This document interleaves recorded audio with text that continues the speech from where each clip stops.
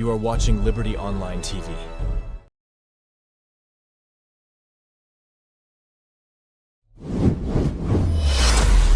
This is Liberty Online TV powered by Orange Sierra Leone.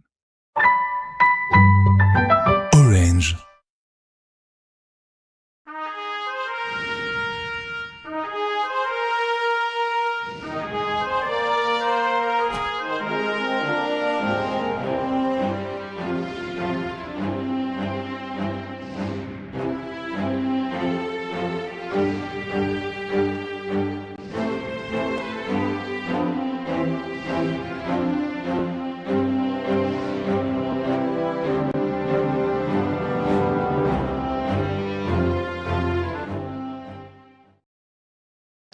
Good morning, viewers, and welcome to the first edition of the Breakfast Show, where they come to you live from Liberty Online TV, where they stream on Facebook, YouTube, and also on our website, where they powered by Orange Sierra Leone. We will bring the program come to you this Monday morning. Mina Khadija Bangura. And Mina Kpaka. Good morning. Well, inside this Monday edition of the Breakfast Show today, we take a look at the 2025 Finance Bill, where the Minister of Finance, when Sheku Ahmed Fantamadi Bangura bidongori na Parliament last week Friday, and the theme for the 2025 Finance Act na improving the well-being and quality of the life of Sierra Leoneans. How the government plan for do this inside 2025? Now that's what they can discuss inside this edition of the Breakfast Show. Well, this and plenty others to read them, then at the program for you this morning, and we want to say a very big thank you to all the friends, fans, and viewers of Liberty Online TV. We join with this past Saturday in the Mambo Field, which will converge for do the hike with Liberty. Now be a success, and we want to say plenty thank you to una always come out for support for ensure say the hike with Liberty be a success. Well, we want to say thank you, and to all with diaspora fans, them we send their family members them for join the hike with Liberty. We want to say thank you, and don't forget the last event will be on the 29th of this month. Now the Freetown City Council also will get the dinner and the dance. We will be the last event for mark the anniversary. We will continue the breakfast show where they come to you live from Liberty Online TV. Indeed, a very big thank you to una all we come out on Saturday for go celebrate with we. For go work go na the Mambo Waterfall, I guess na been a good experience. And of course, it been successful because una been participate. We appreciate the support una give on Saturday, and we look forward for a continuing relationship and partnership with the one that all we show up for we on Saturday. Come the 29th of November, on our all know na the dinner and dance. Also, we all go there na the Freetown City Council building one of the flats, and we all go for the day because tickets and they out now. Osai, so many people don't come out for get their own tickets. You if you not get your ticket yet, you can reach out to it at 33 Battle Street or call 074-200-545 and ensure say you secure your ticket so that we will continue with the anniversary celebration of Liberty Online TV at 1. We will continue with the breakfast show, and we will look at one issue now.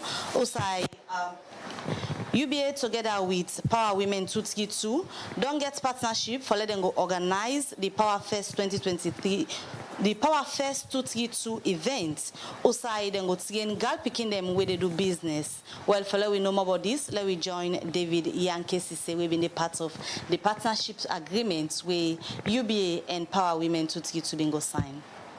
Power Women 232 na network of professional and entrepreneurial women dem na salon, where the aim na for promote career advancement, leadership development, networking, inspire and create hygiene awareness for girl picking and women dem na the country. This BNTM, the Power Women 232 production don't join hand with United Bank for Africa UBA and other development partners them for organize the Power Fest 232 for train women and girl picking them, waiting to entrepreneur na the country. The managing director na United Bank for Africa UBA, Mohammed Alhaji Samoa, and be the keynote speaker for this event, where he give in keynote address. First start for talk about how Power Women 232 don't come out. What a privilege to stand before you today as we celebrate a decade of excellence and empowerment within this inspiring group of women who came together 10 years ago to promote empowerment through networking and service. It has been a truly remarkable journey for Power Women 232, and I believe the greatest success is the inspiration we have provided to many young ladies during this 10-year journey. I wish you all the best in the years to come.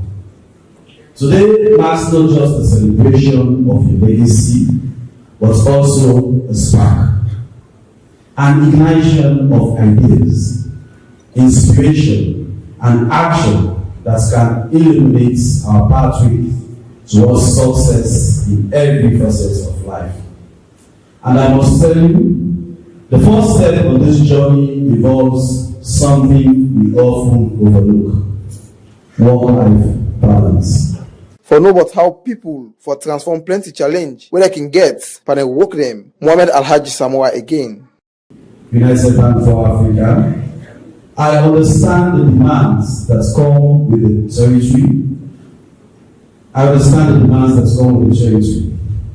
But let's talk about how to transform those challenges into opportunities. At its core, work-life balance is about finding that sweet spot within our professional goals and personal lives. This balance can inspire not just young entrepreneurs like yourself and professionals, but also seasoned professionals and business leaders like us to cultivate success across all areas of life. Imagine waking up feeling energized, going to work with a clear mind, and returning home ready to spend quality time with your loved ones or pursue your passions. It's possible if we set the boundaries. Where in the in presentation, the Chief Finance Officer na the United Bank for Africa, UBA, Julian Asari, been talk about how young people were into business for learn for make their own money. Learn to make your own money. Again, learn to make your own money. And that is what we are going to do. So if you want to talk about learning to make our own money, what is that money that we should even learn to? Why should we learn to make that money? How do we learn to make that money? And then we'll do some activities and we'll be done for today. So that's the outline for us today. What is money?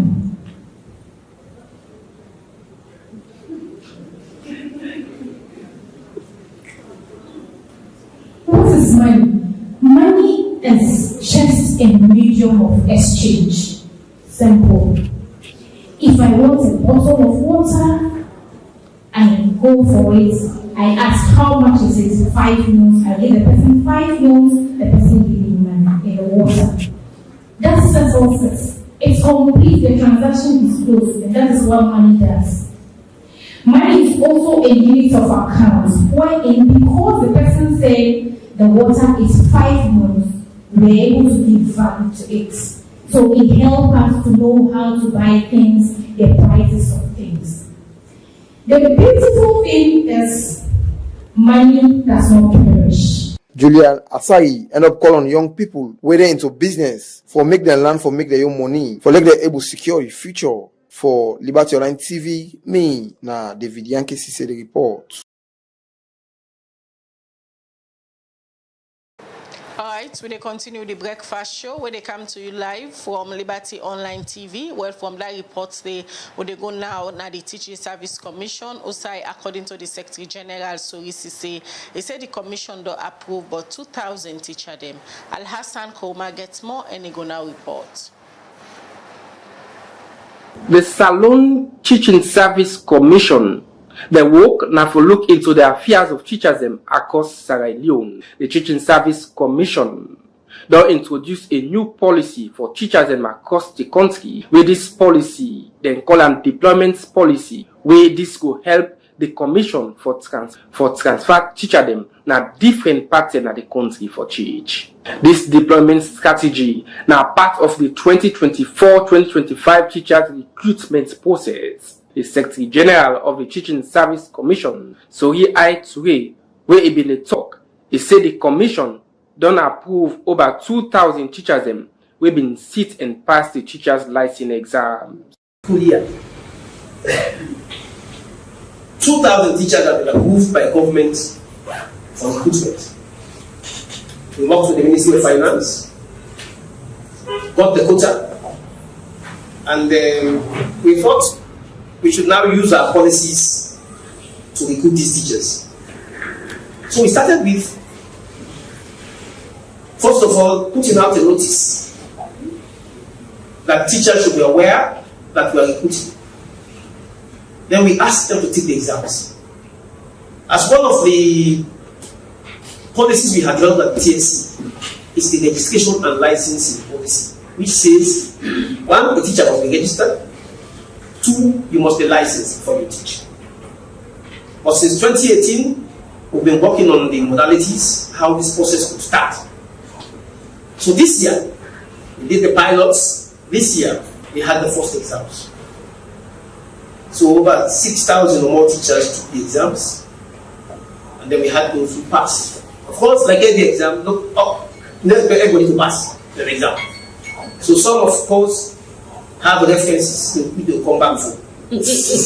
Yeah, now the associate technical advisor and policy inside your talk, they talk about how this deployment policy go work.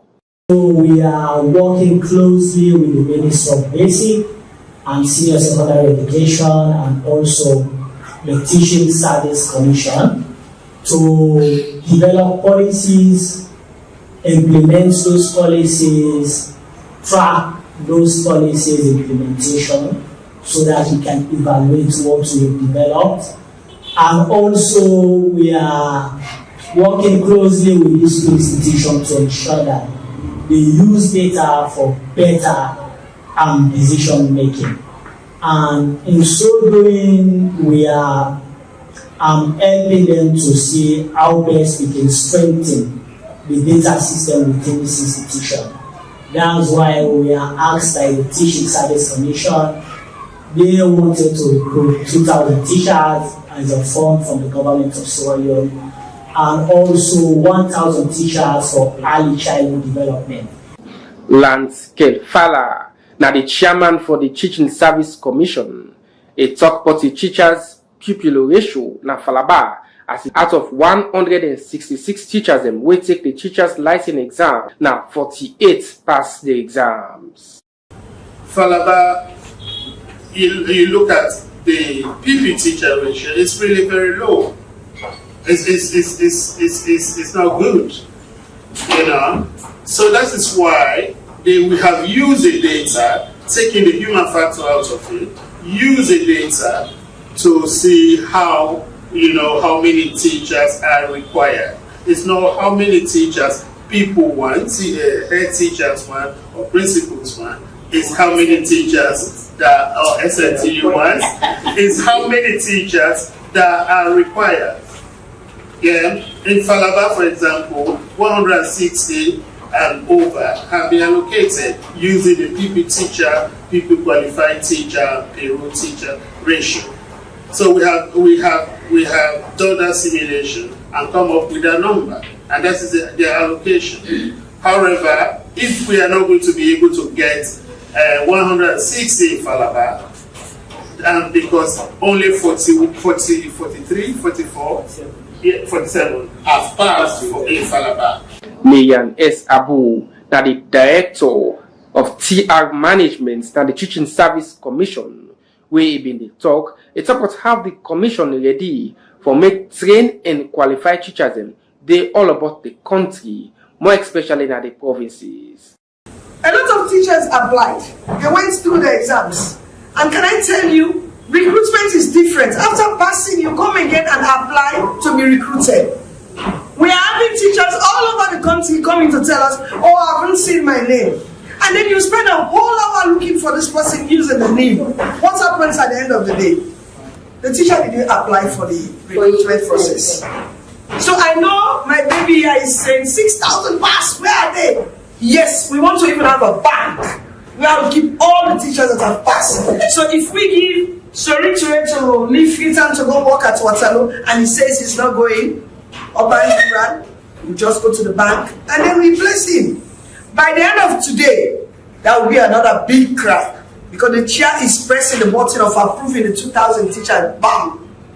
All what we want from them is for them to tell us, I am willing to go to the rural area that has been sent. A teacher came from Collegiate. He sent to Hilltop, rural, mountain rural. And he came saying, oh, madam, I prefer not to work. I said, don't worry. When they approve you tomorrow, on Monday, just tell us.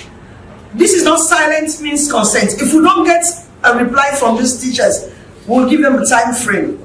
We'll replace them with the remaining that are still waiting. The Public Relations Manager for the Teaching Service Commission, Mrs. Jami Victory Sanko, and up for say the Commission, they work for ensure say they equally distribute teachers them across the country and ensure say the Commission continue for conduct the teachers' license exams and approve more teachers them inside the payroll. For Liberty Online TV, Al Hassan Kouma, the report.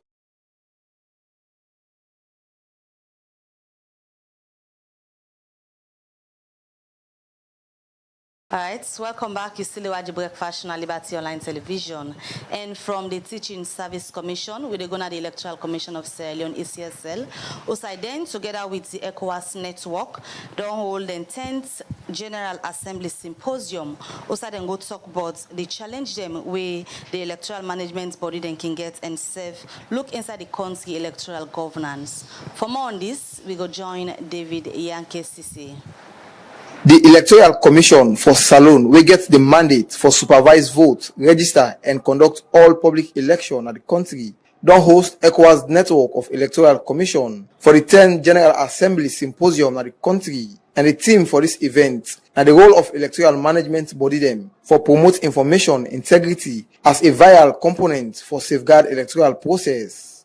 Where in the talk, the Electoral Commission for Salone, Mohamed Kone, talk about the challenge with them as commissioner they can face now the electoral process now West Africa. We are gathered here this morning to discuss what I believe to be one of the most pressing challenges facing electoral governance today. The role of electoral management bodies, or EMBs, in safeguarding information integrity within the electoral process. In this era, where information travels instantaneously and often without verification, EMBs find themselves at a crossroads. For nearly 2 decades, West Africa has seen significant strides in democratic governance, notwithstanding some troubling challenges, which has increased in the level of skepticism of the democratic process and misinformation, particularly in the online space. Today, we explore how EMBs can respond to these developments, protect the electoral process, and ensure that citizens have access to reliable information that empowers them to participate fully in the electoral process. For nobody work where the electoral management body they do, Mohamed Kone again. This is where our role as EMBs becomes critically important. We are uniquely positioned to protect not only the mechanics of voting, but the environment in which citizens make their choices. As custodians, both of electoral and information integrity must rise to this responsibility, ensuring that voters have access to timely information. This duty is not ancillary to our core function. It is integral. To guide our approach to information integrity, we must address 3 fundamental questions. What do citizens need to know? Citizens' understanding must extend beyond the simple mechanic of voting. They need to grasp the task, understand their choices, and recognize how their votes shapes governance. This involves clear, factual communication about why participation matters, the role and positions at play, and the potential outcomes. This is not only for the EMBs, but all actors in democratic and electoral space. where Mbedegi in keynote address, the Director General for the Sierra Leone Broadcasting Corporation, Josephine Kamara, been explained. Our role, the role of social media for you is to help to enhance transparency, to engage with the public,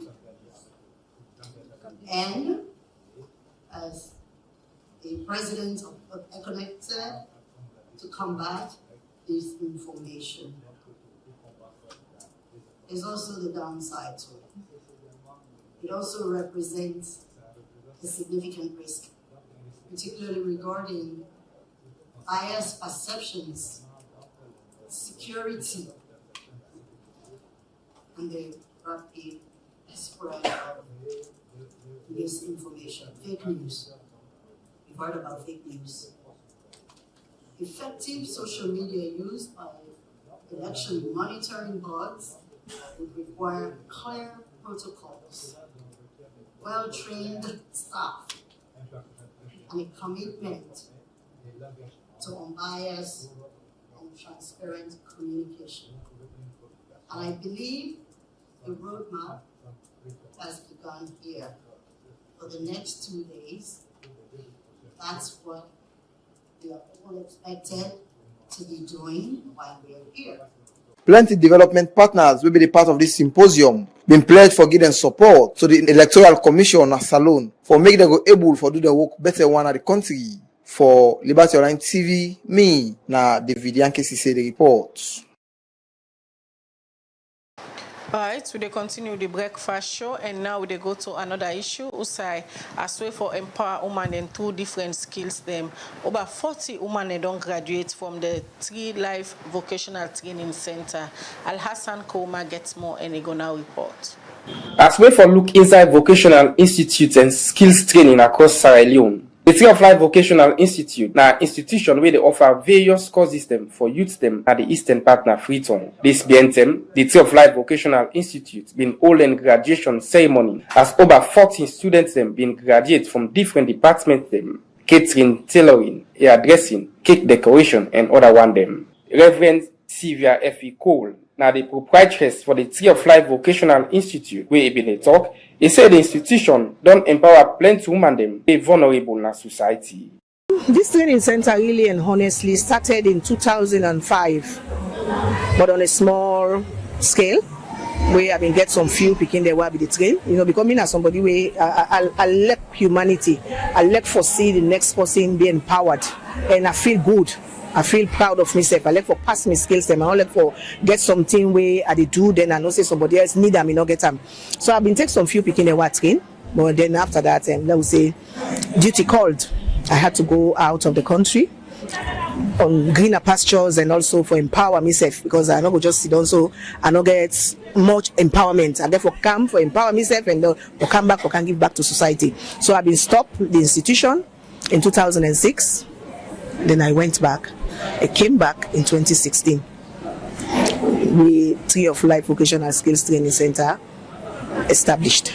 We cater for the underprivileged, you know, and the disadvantaged young ladies in community, society, and the country as in general. Not that we are gender biased, but we look and say, girl picking a more, you know, they're more disadvantaged, and they're the one the way he left for fend for families. Then when mama no day, papa no day, the parents are no more.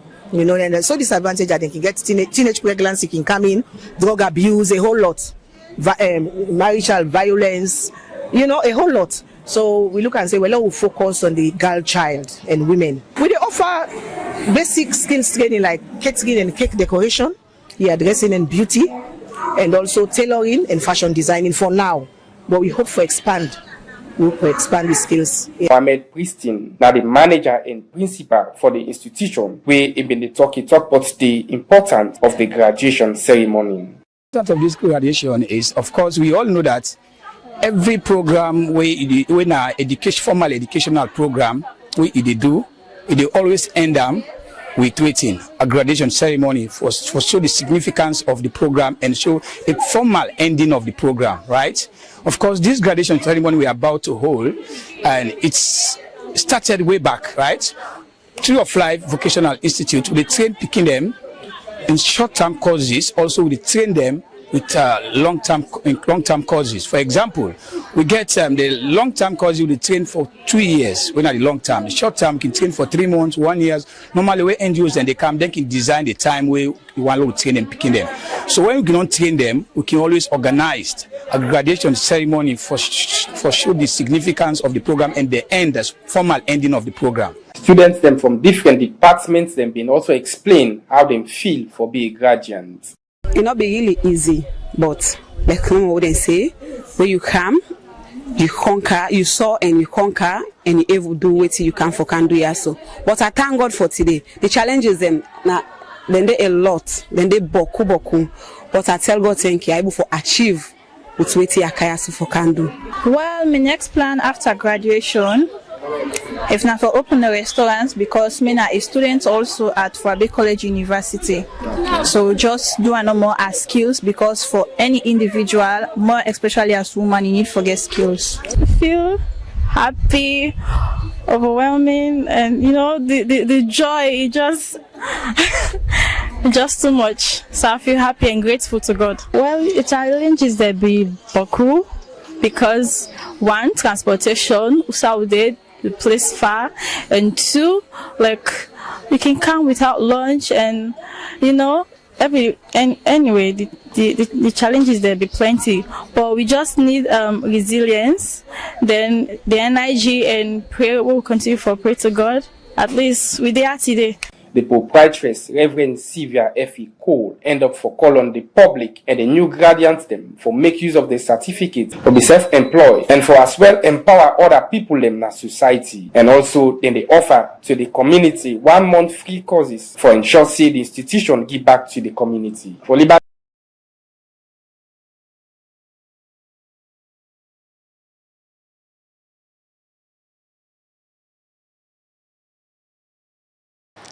Welcome back. You still watch the Breakfast Show on Liberty Online TV, and members say we tell you say now this Monday edition of the Breakfast Show we go for a look at government economic and financial policies and within the plan for implement inside the financial year for 2025. As the Minister of Finance, when Sheku Ahmed Fantamadi Bangura, we don't go read na Parliament last Friday. Well, we go for can discuss that day in case you get any comments or make a question for us about the 2025 financial policy and economic policies them where government they plan for implement for 2025. You can send out the comment section.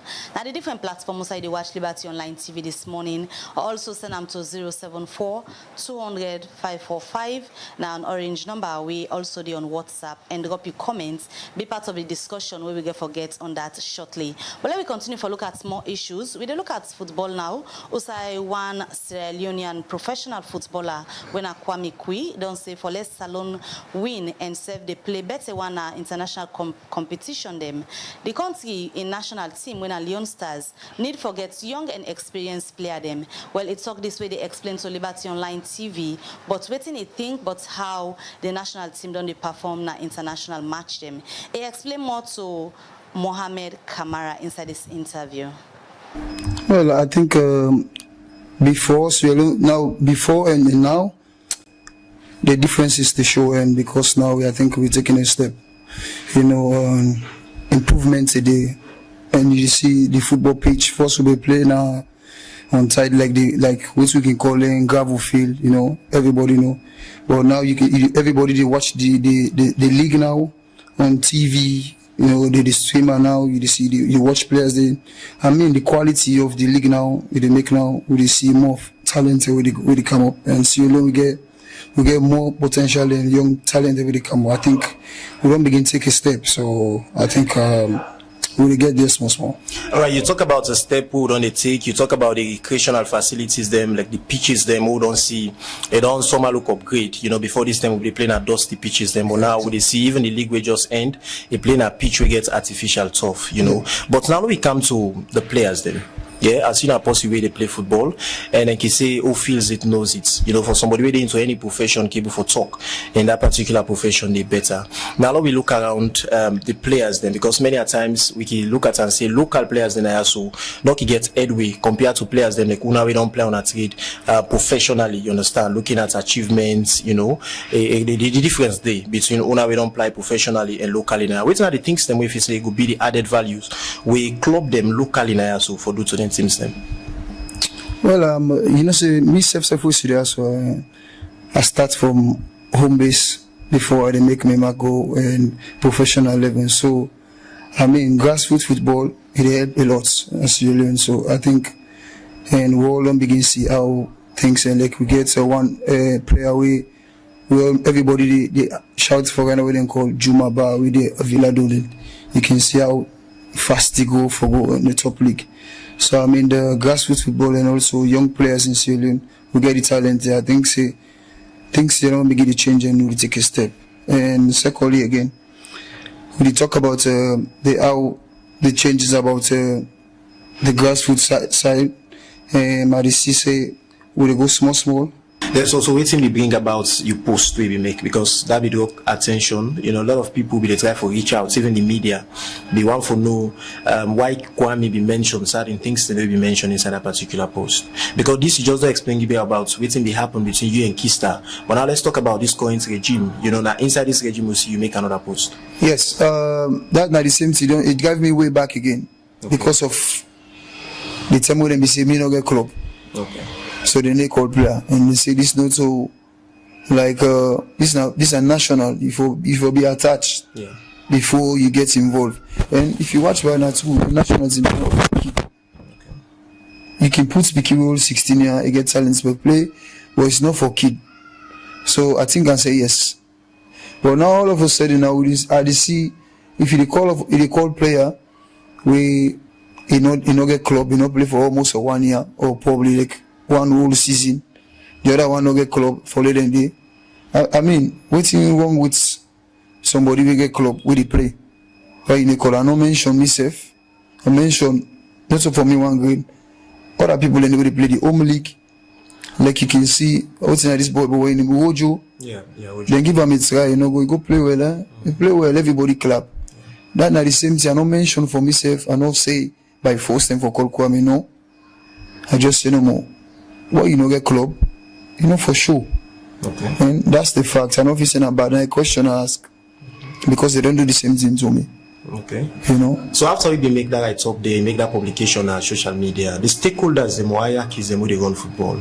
Yeah, how best if you see them be receive that particular one day? They receive on the media, but I don't feel say person get or maybe phone call and call me say no and this no. So any of them don't be nobody no reach out to me. Nobody. I don't even get some of the number themselves. I respect the between me and the all. We then call a national side or even while they go to game. Hello, hi. I don't get no issue with them. Okay. But probably somebody will get issue with me, I don't know. Okay. But I don't get no issue with nobody. I never cost nobody. I never say a bad word to people. Okay. You know, I always respect everyone. Hello, hi, and go about my own business. But when it comes to Sierra Leone issue, national side, me they put me heart and everything for play. Okay. So what if you say lacking within the national team? I think, like you always say, transition. I think before, I feel say, we not ready. I think we get few players them now. We ready, we play. But it's not about ready. We don't begin get the squad. We just, let's just build them. And we need to forget categories. My opinion. Okay. We need to forget categories. You know, because like we get this under 20, we get another 17. Under 17. Yeah. I mean, some of them players that were underage, then Cable join them back for play. So we're getting kind categories there. We go to shout in different tournaments outside, no, you know, more AFCON, you know. But as soon as somebody play B-League 1 thing, straight, if you can't hate him, you know, which of course you can really see the lapses, you know, say the maturity can count back and also. Okay. When you're a professional, you know, say yes. This, you know, also in level is there's a level in football. Okay. You know, which of course even the coach self can testify that's a level on football. And football not only no more they play, but you play with your head. Yeah. In the sense you forget whenever timing how you cool game on we game get big tempo. So I feel about now I see a lot of sharp players then. Okay. Augustus then in best moments now they play. You know. I like the way I see now right now. Okay. Kwame, for person to watch week one say this na a profession, and of course you know a professional we camp a football business. Yeah. And of course Leon Stars, you know, this ongoing campaign or qualification will carry on. We don't play about 4 matches then. We don't play Chad, Zambia and the double header against Ivory Coast. And of course we get another match for play on the 13th. Yeah. From all the matches that we don't watch, what if you say lacking within the feel or the pitch of play and also the technical side, we make up to this time with just the boost of 4 points at the groupings? Well, I believe follow up some few games then because sometimes I nobody watch all of the games then. Okay. But the few games then I watch, and just like what I said, I go back, say if you be like we in a professional where you smart and you read the game. I feel say the game against Zambia, the concentration we lose, we make the scope away. And because of we already do all things for pick points. But if we lost concentration and also you didn't say it's this experience and all, then also if you watch again, I'm a guy but also bad goalkeeping. Okay. You know. But no man, so they learn from Dandy. They learn small. You know, so any mistake, you got positive vibe next time. Okay. From all the lapses that we identify, a solution they go out for profile, we the technical team, the coaches, and even the colleague players, them for able for take to mind for make sure they then give the nation the results all they expect. So they play on the 13th. Yeah, then just stick to the plan. What did the coach say? I think we get young boys in our way. They keep they want play. Actually, they want play. So we just need to make 2-3 bodies and match up players. We for join them and boost up. You know, anything possible. 2 games, we get 1 home and also 1 away. The good thing is Chad no get home. They play inside Abidjan, so we all they play like it just start like 50-50. So we can go there back and put a massive performance and we get a point. You never know what's in the happen. Okay. So I mean. All things left to the boys, you know. We will always have the support. This is my land, my country. So I did be enemy back the support at any time, you know.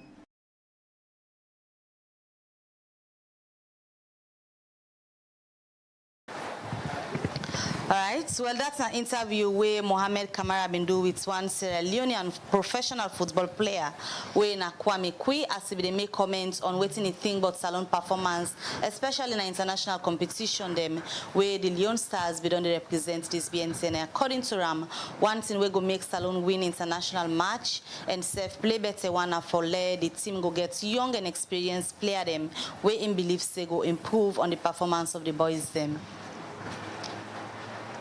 All right, so they continue the breakfast show. They come to you live from Liberty Online TV. We go for can talk to the Minister of Finance, Sheku Ahmed Fantamadi Bangura. We go can talk about the 2025 budget where it be going at Parliament this past Friday. Well, before we can talk to the Minister of Finance quickly, if you don't follow Liberty Online TV, what we don't do with market series, so they go to different markets them, they go ask for price for different in them.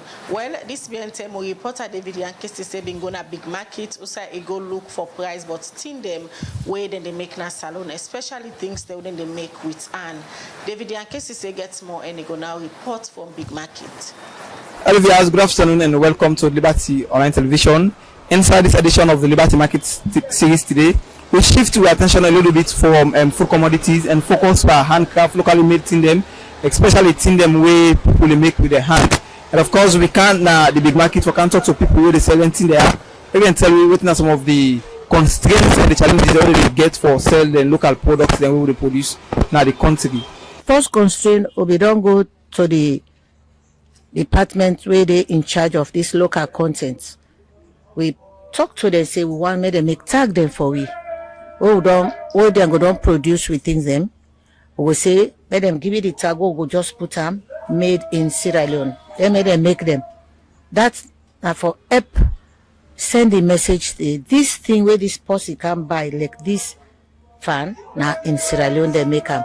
We no need for tell the customer, especially the foreign tourists them, because we get home base where they can buy. But they say they can elect for see, then kind thing in the tag they thing we made in China, thing we made in this. So now that number one, that first constraint. Second constraint, like now, for make you pull goods upline or any side for bring and come, it cost a lot of money. Cost of things just they go up. Thing we been they buy at a low price because of transportation. Where the person reach Utanaya, they sell and costly to you. And we say for sell back, not to like first thing. Because we don't buy dear, you say for and get you really nothing. Because every day we pay transport from your home for Kanaya. So we just get for add small, and that can make sales delay now we earn. So they that big constraints. Thirdly, this transportation of tourists, if not tourist season, because of traffic hold up, they get free flow for me then can quick. Some person no one can say at all. But the traffic go so hold up, so they prefer for buy a beach. So we now it's like ask God by God in power. So that is a big constraint for we. Okay, tourism department, the Ministry of Tourism, they get a program outside and call all them people and we involve into local content. But how una as an organization or as a market don't therefore partner with those people and else ensure say you gonna do the needful? Well, me not be one of the participants there. I go with 50 women. We go represent big markets.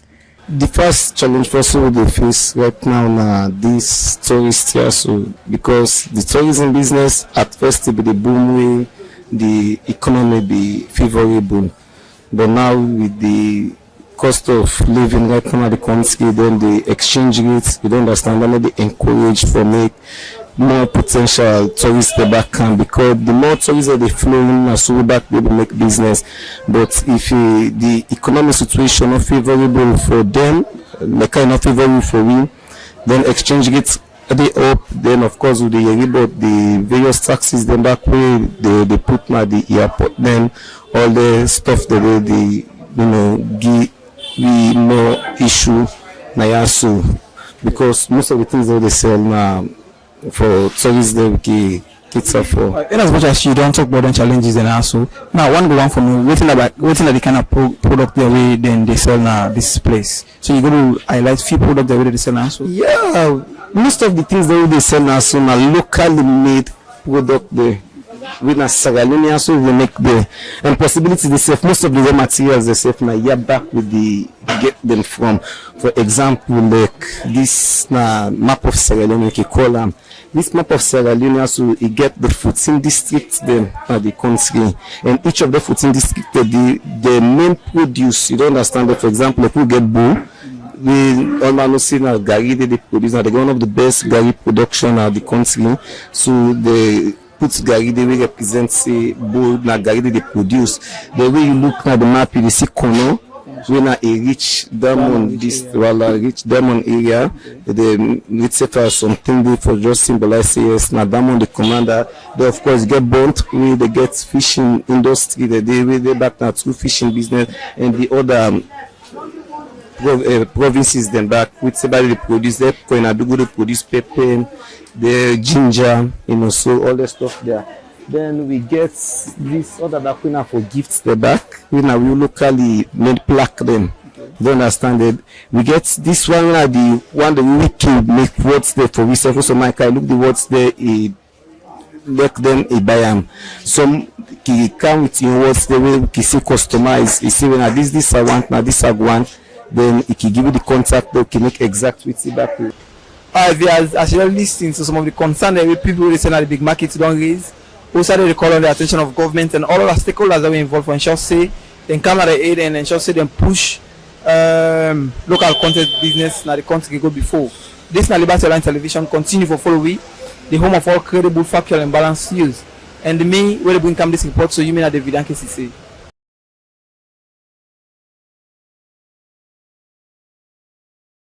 Yesterday, watch the breakfast on Liberty Online TV. Members say the message you can drop them in the comment section at the different platforms you watch with this morning, or send them to 074-200-545. We will continue to look at more issues inside this edition of the breakfast show. We will look at other issues now outside the public sector reform unit, this BNTM. We meet with management, now the Electoral Commission of Sierra Leone, ECSL, also then go present to them the functional review report as part of the recommendation them we come out inside the tripartite committee then work. For more on this, we join David Yankee Sisi.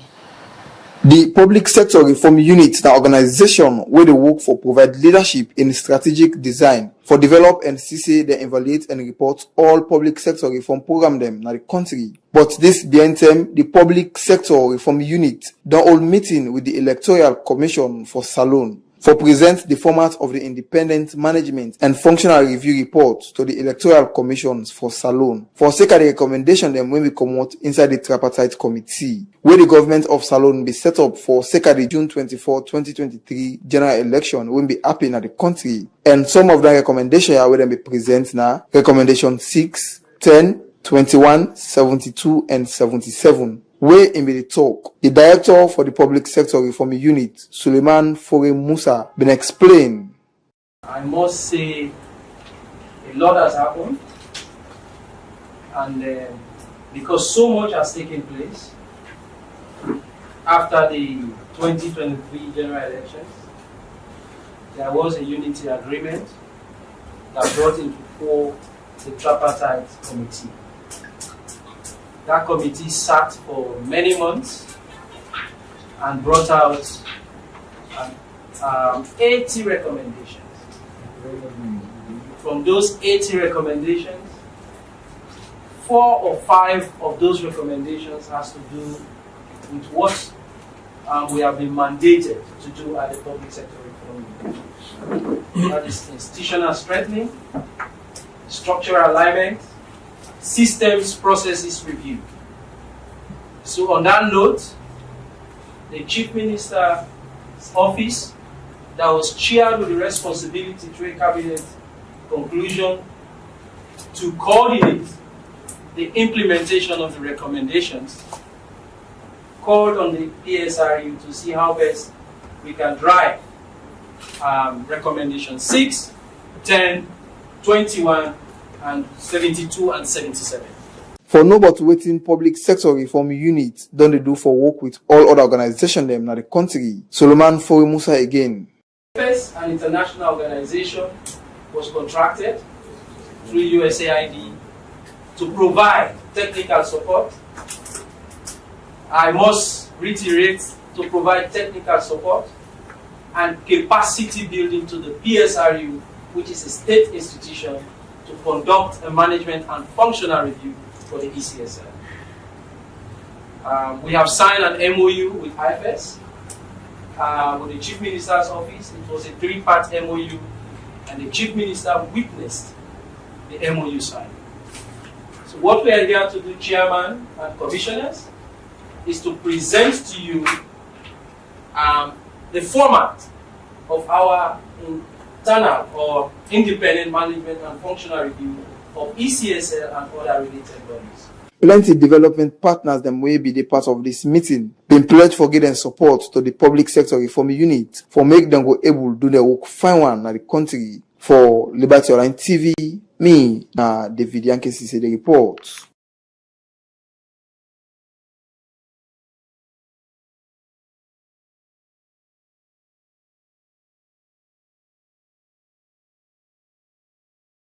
Liberty Online TV, the 1 year this November, and you know what in that mean. And throughout the month of November, na celebration period. And as you know, na time we for coming and support Liberty Online TV for continue for doing work. And the way how we go support Liberty Online TV for continue for the online, na for send we you support. Now for send we you support through the orange money number where you see on the screen and the other bank details them. As well for make we continue for do we work. This na Liberty Online TV, 1 year celebration. Na Liberty Online TV, all voices count.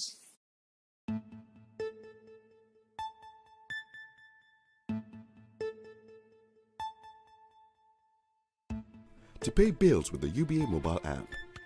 Just log into the app. Click on Pay Bills within the Quick Links dashboard. You'll be provided with a list of various biller categories like cable TV, sports and gaming, utilities, airtime and data, and so on. Click on the biller category you want. Then select from a list of price options provided by the biller. Click Confirm to proceed with the transaction. Enter your PIN and click OK. And you're done. Enjoy paying your bills with the UBA mobile app.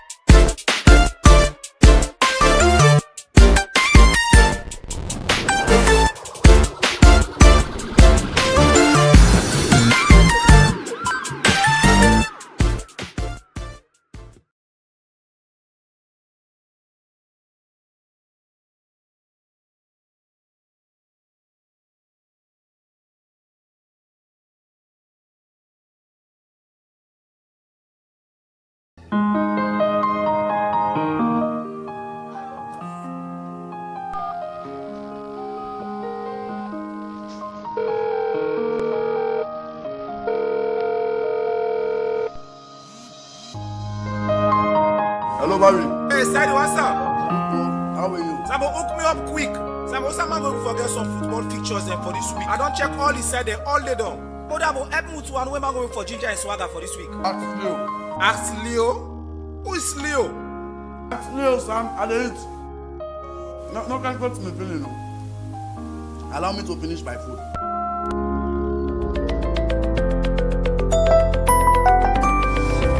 Leo will help you.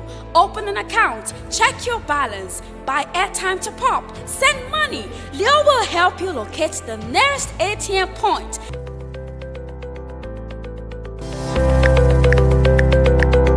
Leo will help ease your stress by helping you get the most fascinating fixtures. Oh yes, for our football lovers. Leo will do this and many more.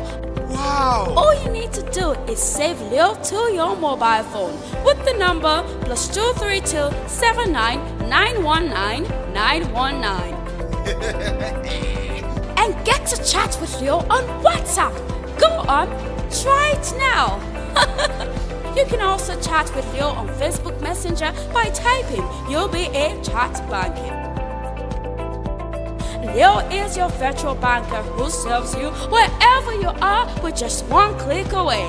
It is UBA. We are your #1 bank for all the right reasons. For more inquiries, call us on +232 78 200 200 or follow us on all our social media handles on Facebook, Instagram, and Twitter at uba.sl. We are Africa's Global Bank.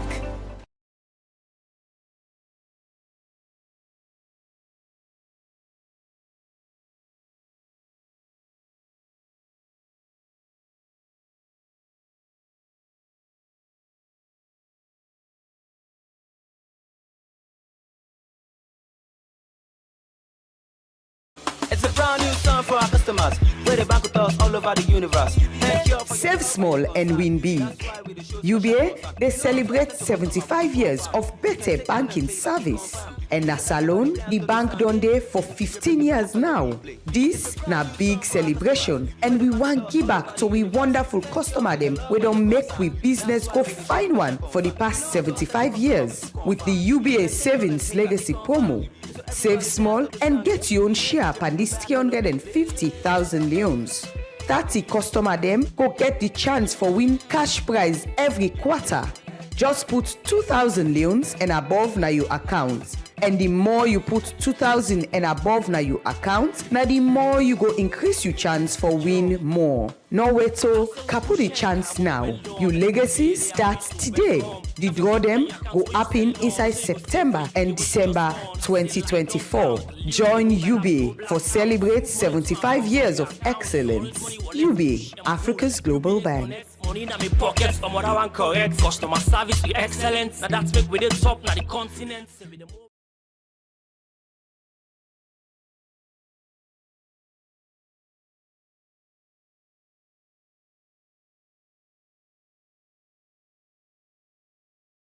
Liberty Online TV, the 1 year this November. And you know what's in that mean?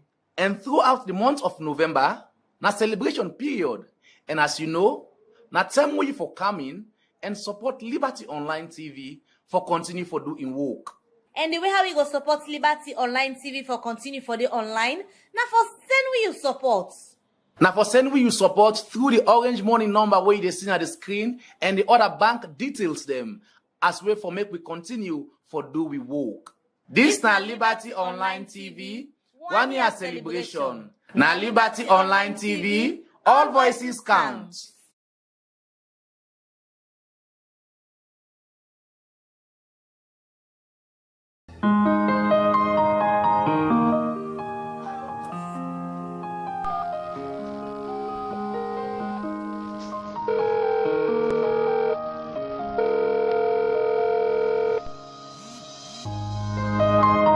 Hello, Barry.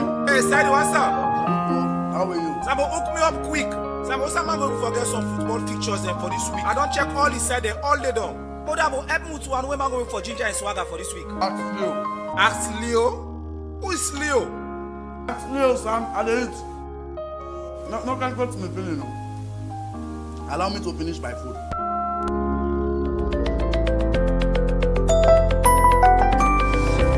Leo will help you. Open an account, check your balance, buy airtime to pop, send money. Leo will help you locate the nearest ATM point.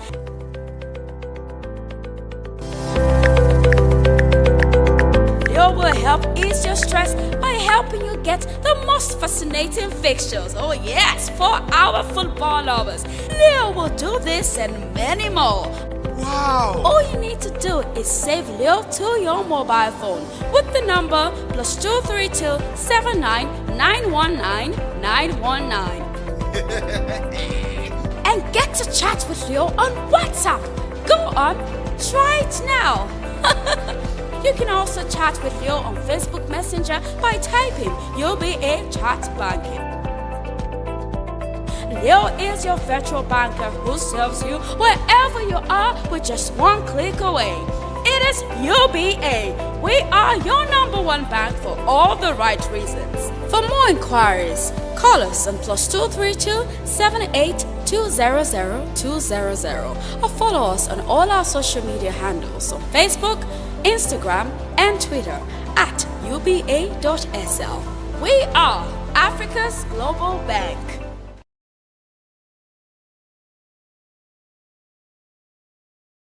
Liberty Online TV, the 1 year this November. And you know what's in that mean? And throughout the month of November, na celebration period. And as you know, na time we for coming and support Liberty Online TV for continue for doing work. And the way how we go support Liberty Online TV for continue for the online, now for send we you support. Now for send we you support through the orange money number where you see on the screen and the other bank details them as way for make we continue for do we work. This na Liberty Online TV, 1 year celebration. Na Liberty Online TV, all voices count.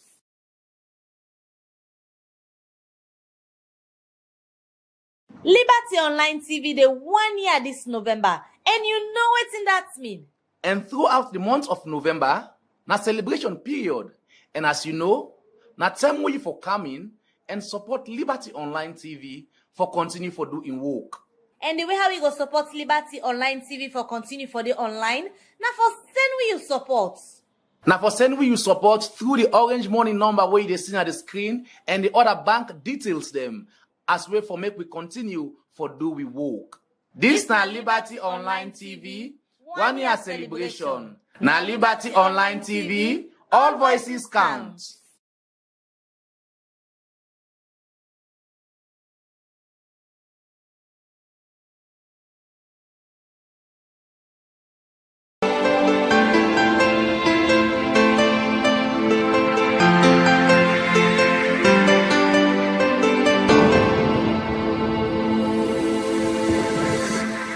watching Liberty Breakfast Show on Liberty Online TV.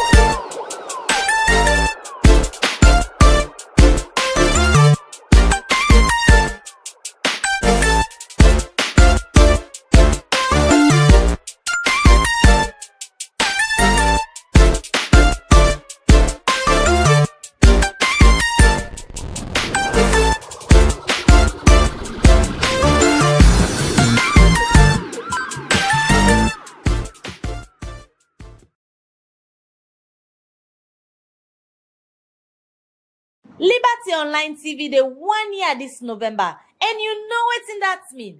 And throughout the month of November, na celebration period. And as you know, na time we for coming and support Liberty Online TV for continue for doing work. And the way how we go support Liberty Online TV for continue for the online, na for send we you support. Now for send we you support through the orange money number where you see on the screen and the other bank details them as way for make we continue for do we work. This na Liberty Online TV, 1 year celebration. Na Liberty Online TV, all voices count.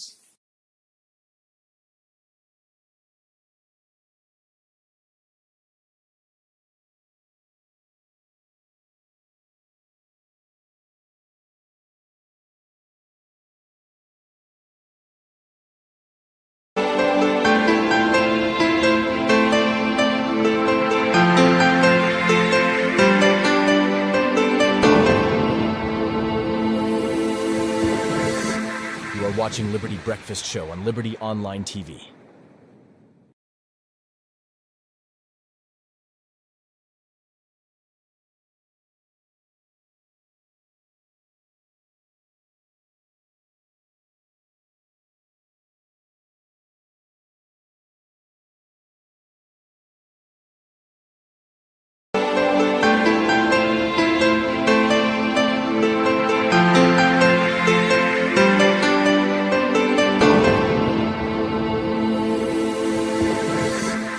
Watching Liberty Breakfast Show on Liberty Online TV.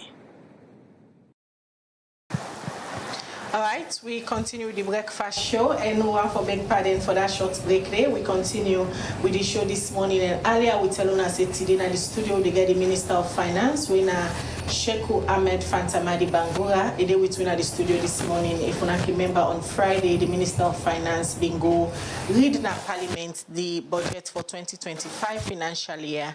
Well, the minister can take with through the budget today, and it go tell with some of the areas that way government decide for prioritize inside the 2025 budget.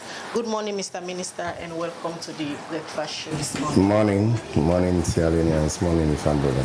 All right, as I don't tell people them, and you as the Minister of Finance, they in charge for manage government finance and revenue, and also implement economic policies them and public financial management as some of the portfolio them where they under you as a Minister of Finance. First, before I look at the 2025 budget where we go in a Parliament last Friday, how you can describe 2024 financial year as a Minister of Finance?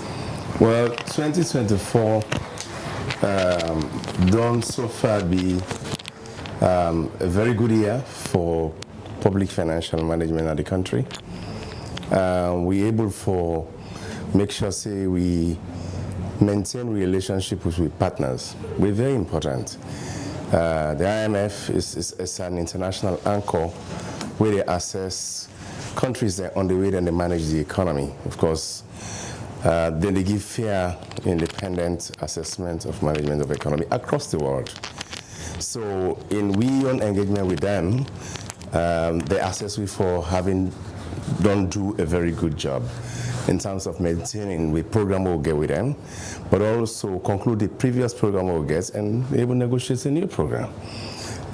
So in the course of 2024, we began on negotiations, and that negotiation concluded in October. We lead to the disbursement or approval of a new program we call the Extended Credit Facility, with an anchor program for take the country in economic management for the next 3 years. So broader assessment, we do very well in concluding the previous program. When at the prior ECFO, we don't begin a new series. Waiting that anchor is that it gives confidence to other partners, the EU. We're not been on the give budget support for the last 3 years. We don't even forget EU on board for giving budget support. We go begin this year and continue for the next 3 years as well.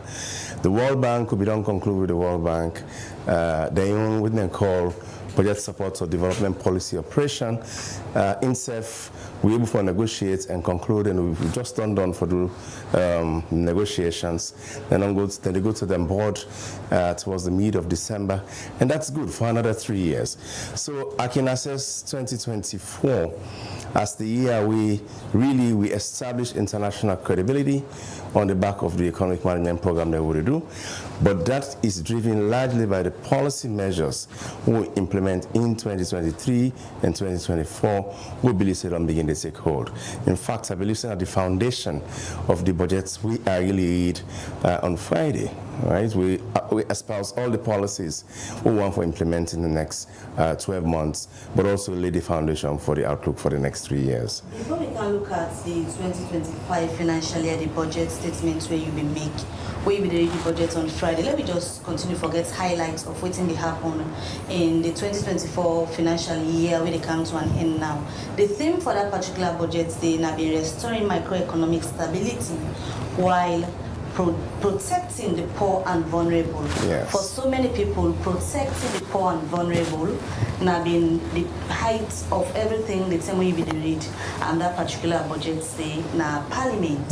How government protects the poor and vulnerable inside this financial year where they end. So based on the budget statements will be made in Parliament, we get all the policies. Well, thank you. So we focus on before make sure say given all the development that will be take place at the world, you get COVID, where the COVID effect they still continue. You get this Ukraine and Russia war. We will not be the envisaged after Ukraine. We actually degenerate into serious problem internationally for do trade. Find we own country where we largely the import. We do export. We export mining a lot, but for most of the consumables, but also goods that will require for build this nation, we import them for coming to the country. So those imports supply chain disruptions get away for distort economic management big time. Whether you get for do it goods then flow into your country, and from goods they collect taxes through customs. So when anything they happen, really they get distortion in the revenue way they generate. Even for people that would do businesses, you find out that they get problem for predicts and businesses. So given that kind of background, right, and then the effects and the difficulty we'll get from Ukraine, we decide to say, okay, government will make boku money, growth be very low in previous years. Even when you try for recover from your growth prospects, you have to do it in the way that you not affect the people. The way you don't affect the people are tax measures. So you find out say in 2023, in fact, and 2024, most of the tax measures that will push will protect the poor people. And so taxes we got to do with see where they affect the poor man in pocket, like GST and other forms of taxes. We decided not to go that route, but rather provide what we call incentives, where they minimize the impact of we effort mobilize revenue on poor people. That's really what we did. So for GST, what did we do? We limited what they call hassle factor for NRA. So we make NRA, in particular for GST, that the threshold now increase. So that the only way they do small businesses, and they don't really need for somebody who makes small furniture table or small cookery or very small business when the threshold level is very low. We didn't go there. We raised the threshold so that they go up, focus purely on businesses that we know say they're inside the net and easy for actually track and try for make sure so we capture a lot of the informalities, but we'll capture the formalities. We don't go for go punch them too much. That's the kind of policies we do. But rather we focus on area where we say loop all day inside the tax net. Corporate income tax, where in corporate income tax in Sierra Leone is very competitive. We only charge about 20-25% in gross turnover or profits of a company. Now, what we did is that there are certain companies in this country for a long time, they will continue to register losses, but they are still in businesses. So what we did, we introduced what they call the minimum alternate tax. The minimum alternate tax, they set a lowest threshold that whether you make profit, you don't make profit, or you for pay this kind of money whilst we monitor or audit your books properly. And if you really make losses, we will assess that you really make losses, fine. Okay, we can manage that money over time and give you proper refund or make sure you recoup over time where you make profit. But you pay the minimum. So we focus on those loopholes and then we close. But we can't pop people, we avoid for actually punch that we heavy taxes. These are the main things that we did in 2023 and 2024. And then we focus more on beginning to institute what they call administrative measures, which they continue. And I will talk about that where we go. We will continue into 2025, but we'll limit, we impact on poor people by measures of taxation, and the other measures we'll focus on when our safety net measures in the course of the year, and we will continue with actually. Whereas get for do it. Safety net way to NAXA, we reach out to old people. Safety net to NAXA, we reach out to youthful people. To NAXA, we reach out to women. Not only NAXA, and several other programs in the youth ministry and other ministries in the government, health, education, and the like way. I think the policies are very geared towards targeting people who feel very vulnerable for raise money and take care of their homes and their own livelihoods. That's the approach that we did. All right, in case you just tune in, you watch the breakfast show, and this morning we'll get the Minister of Finance, Sheku Ahmed Fantamadi Bangura. But we can't talk about the 2025 budget where it just go read in Parliament on Friday. But before that, they give a recap of how 2024 financial year don't turn, like as we all know, within at the tail end of the 2024 financial year. As they give a recap, Mr. Minister, a lot of people believe, say, you take up the mantle as Sierra Leone Minister of Finance at a very challenging time with the economy be really bad. A lot of people then be they grumble, and at that time you take up the mantle of leadership, although you don't do the ministry, but you take up the mantle as a minister. What are some of the strategy them will be able to put in place for cushioning the burden on the ordinary Sierra Leonean them at that time where the economy be really bad, where you take up the Ministry of Finance? Well, I take up Ministry of Finance where we almost be there at the verge of going out of a program with IMF. We'll be there at the verge where EU not be giving budget support, partners them not be get too much confidence in the way we manage. I mean, that's really what it is. Deficit was very high, right? And on the back of the like I said, the COVID was very tough. We gave a lot of relief to companies, but the COVID affects with growth. Yeah, it affects with growth, and growth only make you generate revenue deep. And so government be put out at that time the Baku policies. But when Ukraine come, it will not be envisaged and the impact of Ukraine on the economy. And what happened in the course of that period, we really begin perform not very good in terms of managing the fiscal. And then we get serious structural policy measures will affect the stability of the currency. We get serious problem with inflation. We rise up to the peak of 54.5%, even by October 2023.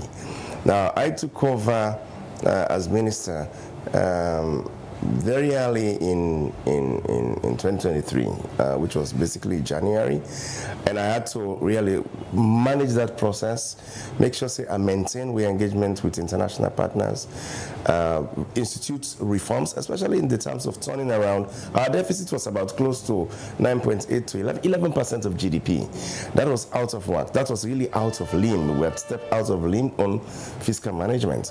Now, during that period, the first responsibility, maintain your program with the fund, focus on ensuring that most of the program that we put, relief program that we put during COVID, we'll be able to continue them up to 2023 to a very large extent. That was the way we are cushioning people. But I know, say, hotels had not actually recovered. The tourism industry had not fully recovered. There are other few sectors and businesses that are not fully recovered. We had actually extended the use of some of the relief we get to importers, tax measures, deferment. Those are how we actually, so that at least the QAP we get, we have to make sure, say, this will be the COVID response, quick action response program. That QAP program, it continue for make sure say it cushion make sure we get available essential commodities in the country at a reasonable price. So during them period, say we not get shortage for the rest of the market. Fear never shorting at this country. All those period and they continue for pay salary at when month done.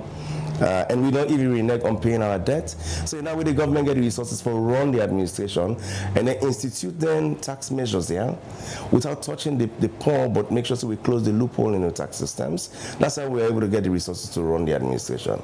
And during that period, we're able to sustain the program with the fund. We will conclude. We spend almost close to 12 months, they negotiate a new program.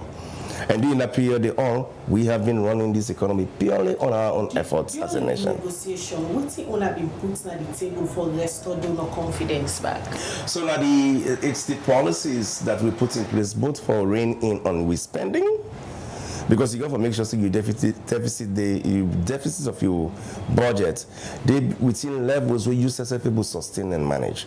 And the only way you're able to do that, your effort for mobilize revenue, the policy that you put in place for let you mobilize revenue by NRA, and equally so you, the Ministry of Finance, becoming very disciplined enough on which you spend per. And most of the area that will really tame spending, we tame spending on we capital spending. So those big projects, you have to do roads quick, you have to do, good power, you have to do, you did same now and down, and then you close some of the loopholes the way they inside the system, make sure, say, you don't spend on unreasonable things while you decide for raise revenue. So we did a lot of policy measures on taxes and tax effectiveness and efficiency for collecting, but collect area the way say wastage there, and you as the government as well, take it for spend on the expenditure side where say waste not there. I think say some of the capital spending will be done do. We know say we go purely with the one when our domestic government successful revenue now they use for spend on capital budget, and then we rely predominantly on our international partner funding of capital spending. That is more effective, more efficient, but on we tame we appetite on that. So that at least we create a space for not take too much harsh, drastic decisions or policy who will also begin for affect our own poor people. So by availability of essential goods at stable prices, taking policies to begin to bring down the inflation down up to a reasonable level. We are seeing that happening right now. Those are the measures that we put in place and not push the needle too much on the people. Right, so and then you see some of the major policies that will begin come in during the course of the year. Transportation can be a big problem. Petroleum instability in their prices can be a big problem, and their transport costs, where they transmit basically into the prices of goods and services. So once we don't hit their high price, then the focus had been on how do you ensure that you maintain stability in the price of goods, essential commodities, and they are not short in the market. They are available. Even when the price was coming down, they may be elevated, but we want to make sure that the price then come down slowly, but then they're available in the market. And then businessmen can be able to predict when they bring goods into the market for sale. One big thing where so many Leoneans are interested in anything where they we get for do with the budget.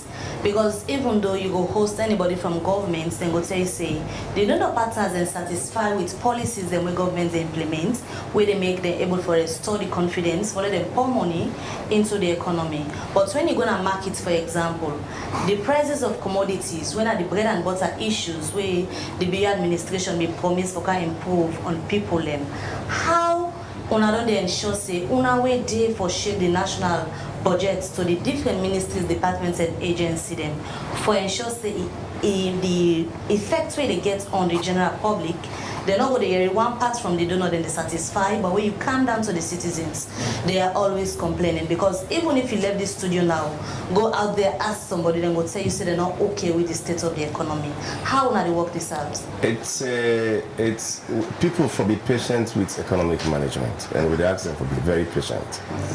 We look at numbers, and a number that you take run an economy. You know they run them by feeling or sentiment. You care about the people and feeling and sentiment and suffering, and therefore you take your time for institute the measures that way say over time they make things very, very easy for them, or things that way they're able to manage. And you do on two policies. Now, if I institute policy for raise tax, because I make sure say government get the resources to invest on the young program. If I institute policy, we make sure say there are essential commodities available at price where the people then they afford. That means I care about the people and for make sure say we know they produce everything. Right? So we know they produce everything and import a lot of things. What President Bill do is say, well, no focus on making sure that we begin to produce those things that we know say we need. We get the capacity to produce. Yes, we're not getting no easy for the importers as Sierra Leone because we're ecologists then they. And people then largely employed in the sector for agriculture. The critical matter is, may we able to make sure say we support them for do the rest, even if at the small scale level, but they will do at the level we're in, at the minimum they will take care of themselves in terms of their own feeding and the like. Now government programs, they're all geared towards that, for pushing that burden on the people. That's why we bring all this issue around focusing on agriculture, feed salon, feed yourself. But once we are doing that, we know that the impact of the feed salon don't begin like over a year ago. That impact cannot be felt overnight.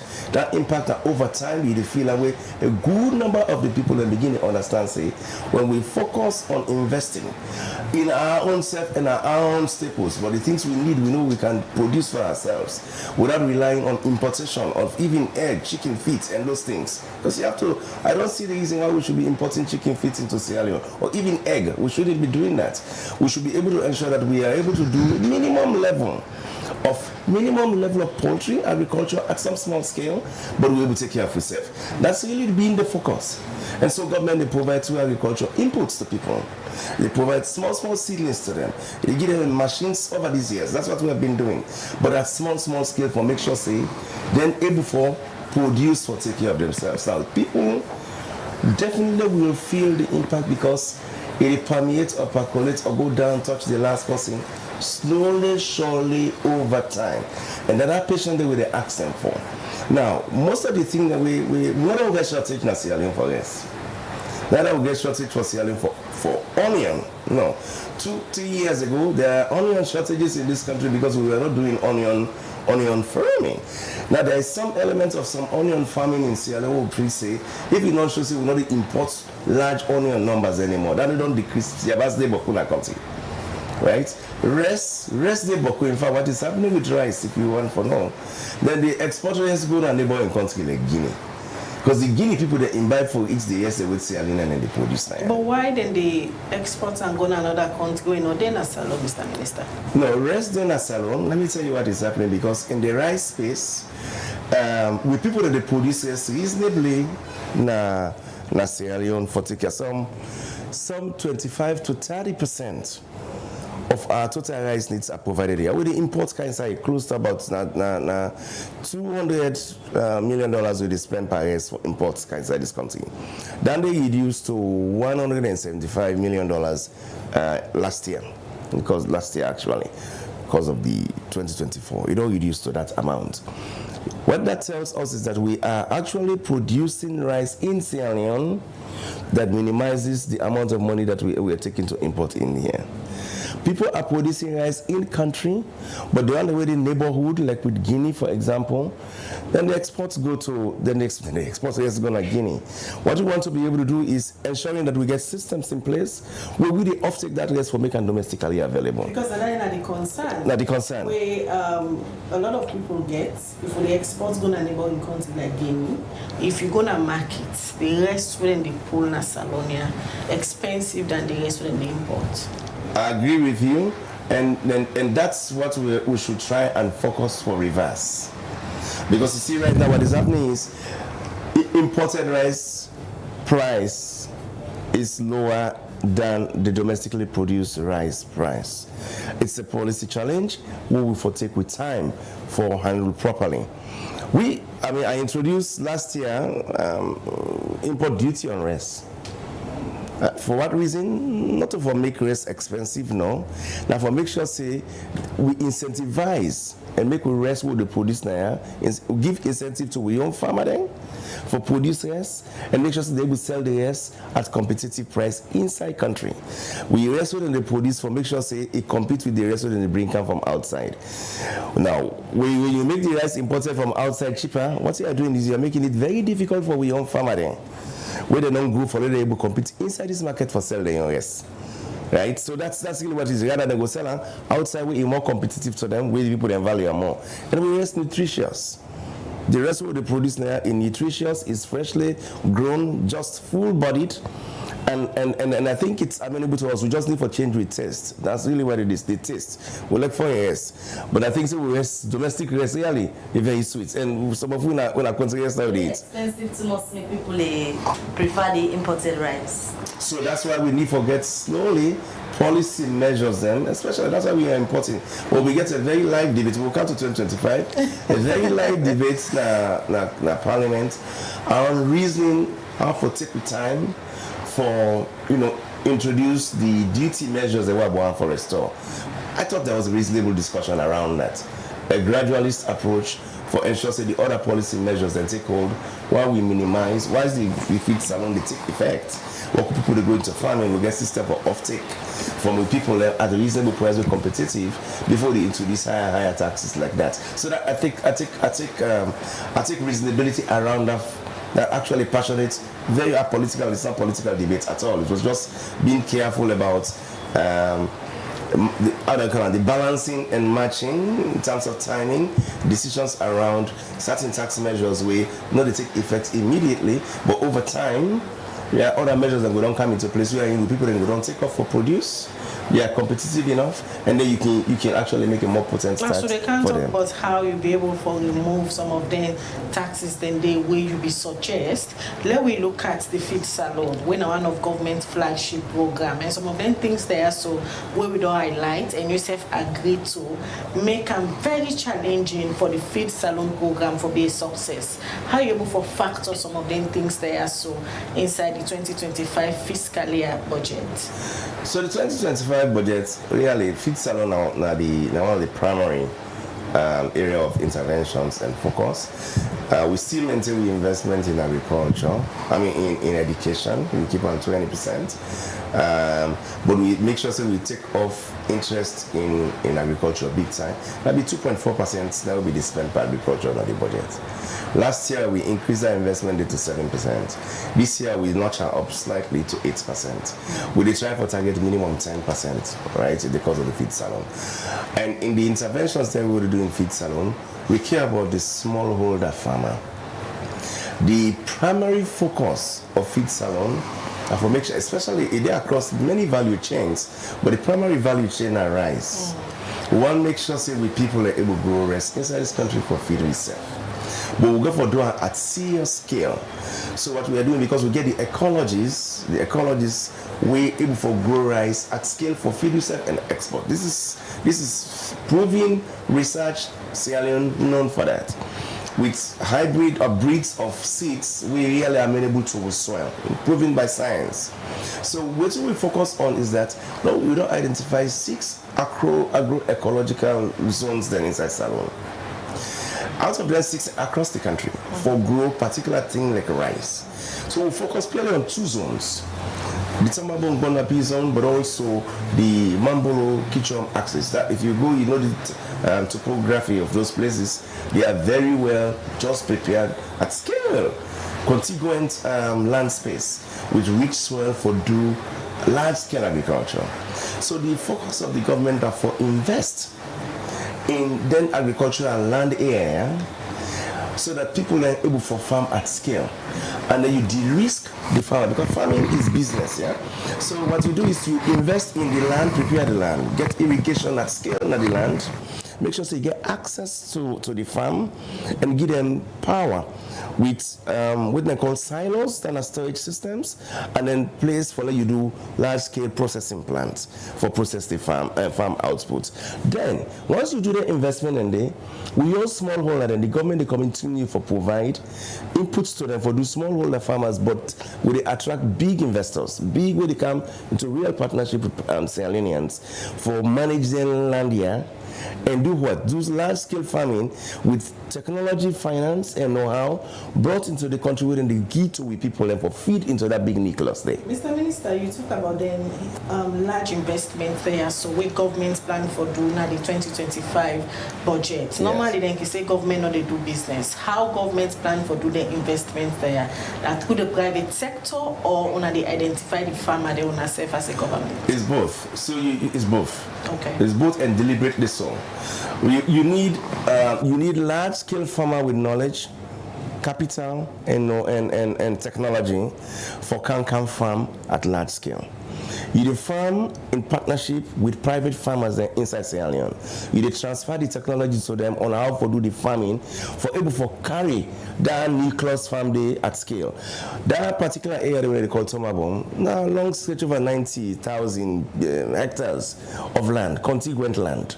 Right? So what you're doing, you're building that land slowly with irrigation, with good land structure, where they make sure that they're able to farm continuously. And then you train the people that how to do the farming. How to do the farming where they allow you to be at scale. And then that big player where they come, they must join with Sierra Leone and never do the farming.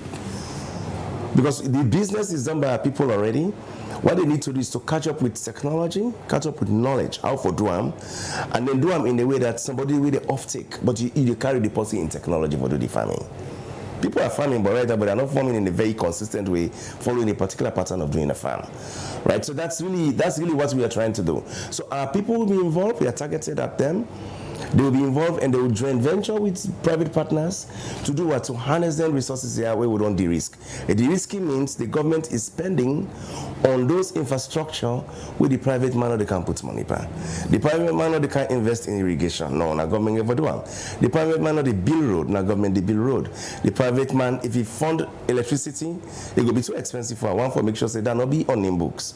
But if they bring in finance, if they bring in technology, which is the seed, but bring in knowledge of how to farm in a way that is done with mechanization.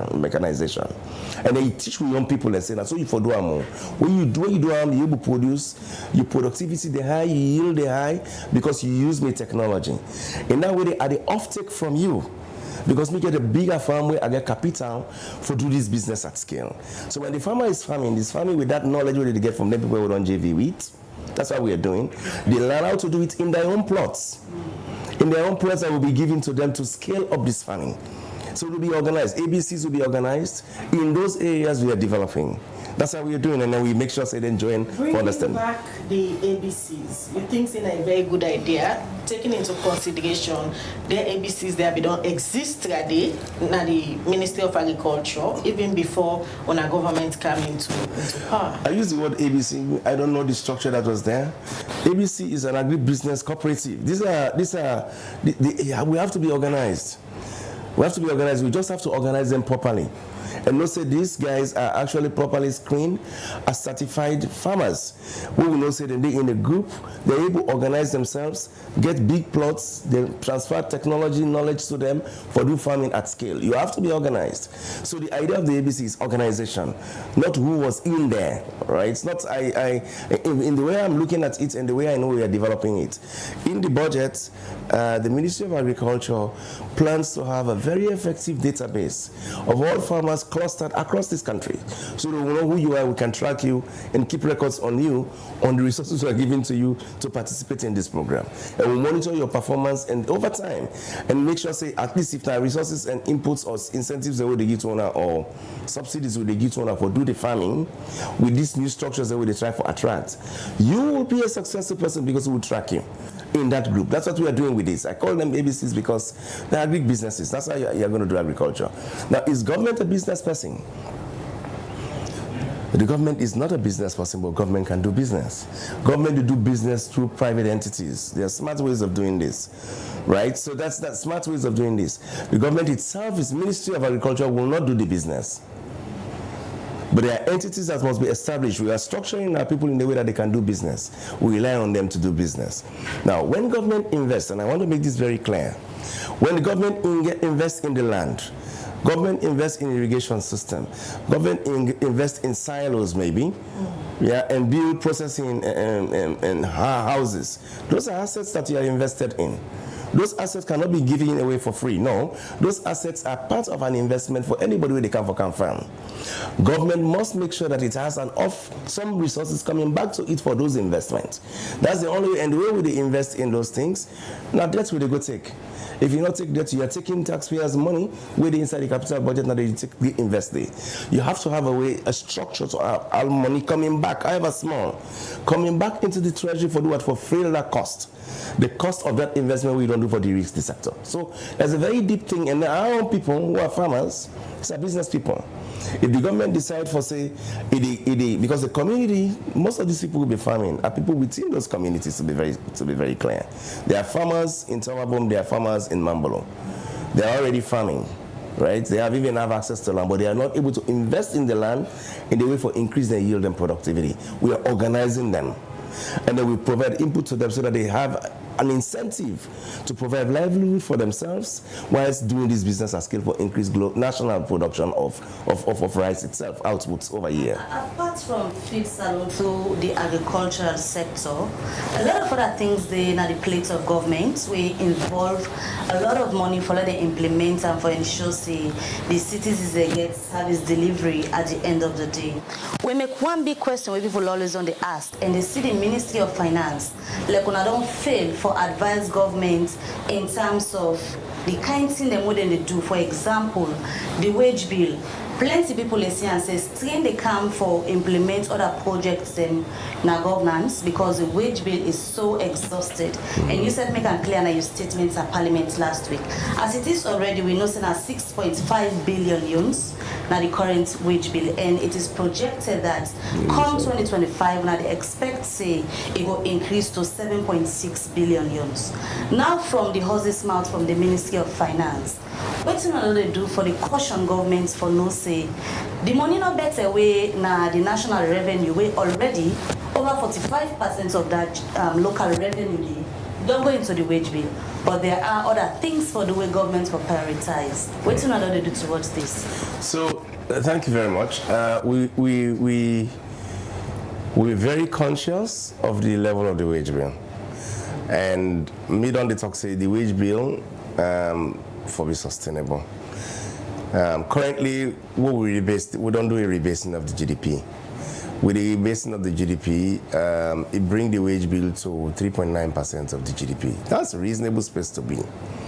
But in terms of the actual size of that in the budget, it's about 45%. Which we want to do internationally, which we sign on to, even at WAMS and the way the wage bill is deemed. If it is 4% of GDP, is reasonable.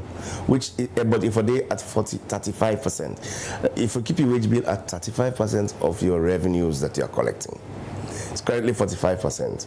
So what we are doing, we had what we call nominal increase in the wage bill. What would they expect this year? We want to make sure so we maintain that level around 35%. So we get a strategy we don't develop. The strategy is very clear for well-being management over time. One of the things they make wage bill increase most times in the country.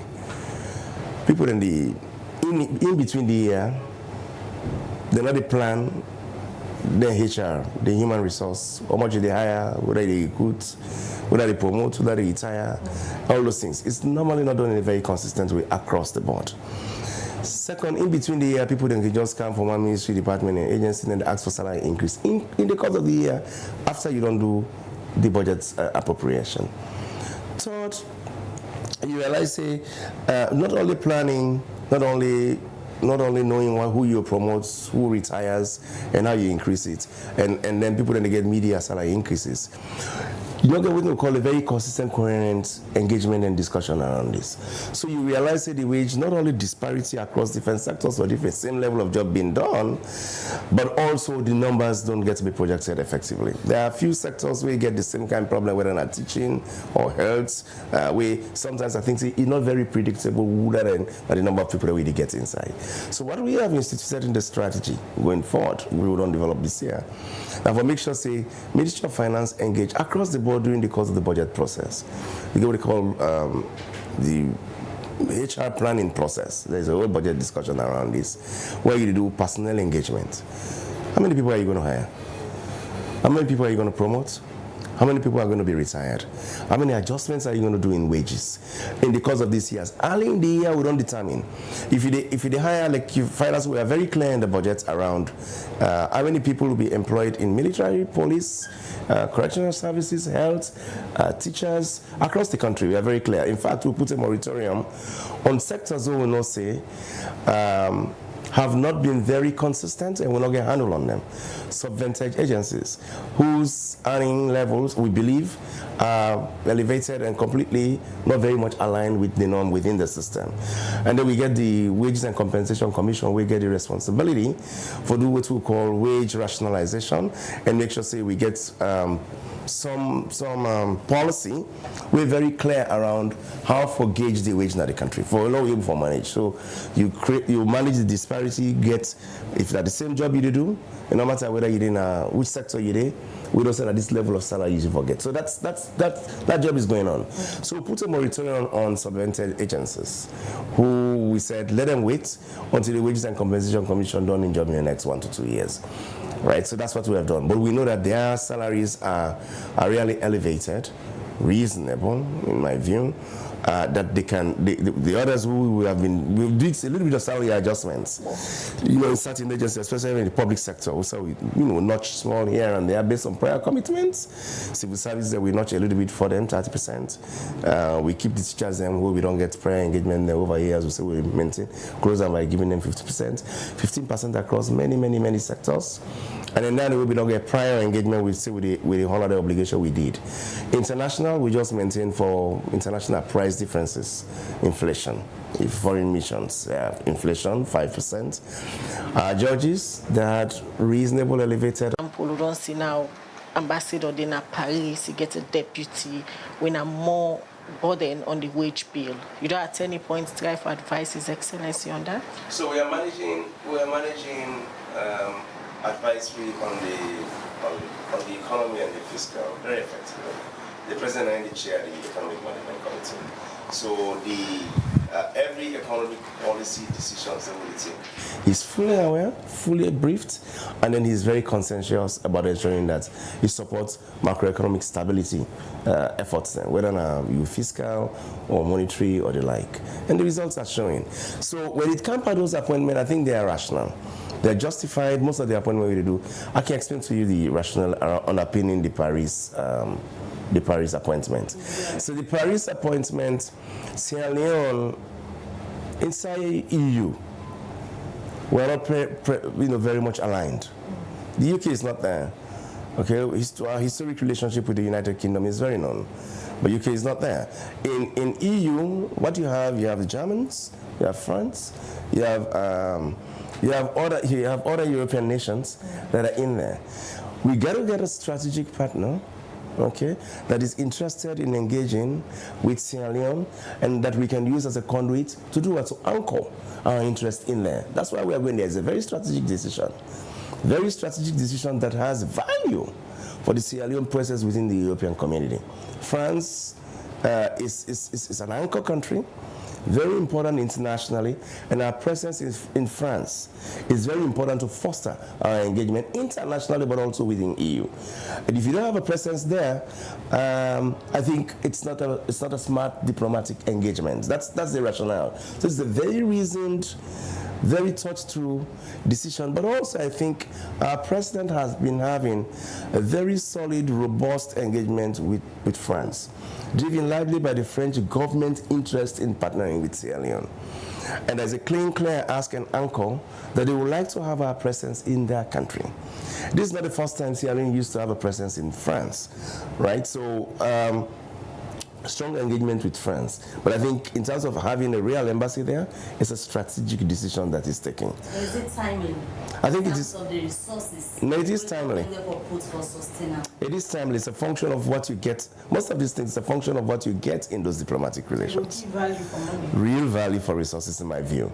And I think the choice of His Excellency is a solid choice. The gentleman, Dr. Sisse, Mohamed Kanja Sisse, is a Sorbonne-trained, educated man who understands French culture, and I think he can effectively represent this country there. That's what you really need. The Sierra Leonean trained in France that they identify with, who will be able to penetrate the corridors of power in France to be able to propagate Sierra Leone's interest. Same way for the former Deputy Foreign Minister, who I think understands those relationships that have been built along this line, will be able to anchor our interest there. That's value for resource, in my view, in the diplomatic sense, to be able to draw attention on our interest within the EU circle. That's really what it is. That's the rationale for all of that decision. Mr. Minister, a lot talk now about the big elephant in the room. We'll talk about the 2025 budget. And even before you go to Parliament on Friday for we'll read the budget, a lot of debates done there around the 10% tax increment on rice have been proposed. And during the budget discussion, we'll see Parliament be able for lobby you and will be deferred for 2026. What really be happen with this proposed 10% increment on rice? So, as a Minister of Finance, the restoration of a duty will be there on rice. It's not a new tax. This duty was actually lifted under difficult circumstances during those times when we get shocks. So in the course of COVID and all of those things, we lifted rice. Now, and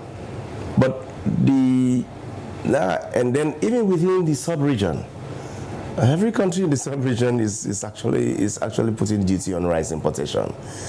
Even when rice is staple, na Liberia, na Guinea, you go around, all these countries, Senegal, all these countries are staples are rice. But they put duty on rice because they need the revenues. This country we tax very low, we tax effort very low. After we base the GDP, we tax effort really drop. It dropped to lower levels where require we for make more effort, 7.6 percentage points of GDP. So what we decided to say, okay, we need to stop bleeding out taxes, but rice, and therefore the import duty on rice, right? Way back last year, we said let's reintroduce our duty on rice to do what? Collect the resources, put it as part of the support to the feed salon program. We don't make say the priority of government. So that's really what it is. And do what? Make sure say we support with farmers, make them then competitive, for able to produce rice locally and compete with the international importation of rice. That 10% will not be the collect. It means we are supporting a farmer outside of Sierra Leone for compete far much more stronger than we own farmers here. But besides that, in the medium-term revenue strategy we will develop and adopt as a government, there's an express commitment for restored duty on rice. Right, so we are implementing what has been there, which is properly propagated and engaged with partners, and even the rice people that they play in the rice importation space. This issue wouldn't they come up, especially for government people, and normally when they talk, say they don't pull tax on rice, but yet especially the rice that they import Canada country, we always expensive. I will come to that, but I just want to give you the real rationale around this, and I can answer that. So, what to make we restore? We restore gradually, because we know say And even that gradual restoration came out of the discussions in Parliament as well, where they are very cautious. And the reason is simple. They say rice is a political commodity. With rice, people take it out of context, because the rationale around the importation of the duty has to be properly explained to our people to understand. When you import the duty, what will you do with the resources? Our focus is the following. President has a feed salon strategy, flagship, one for make sure we mobilize the resources for support that strategy. That's first.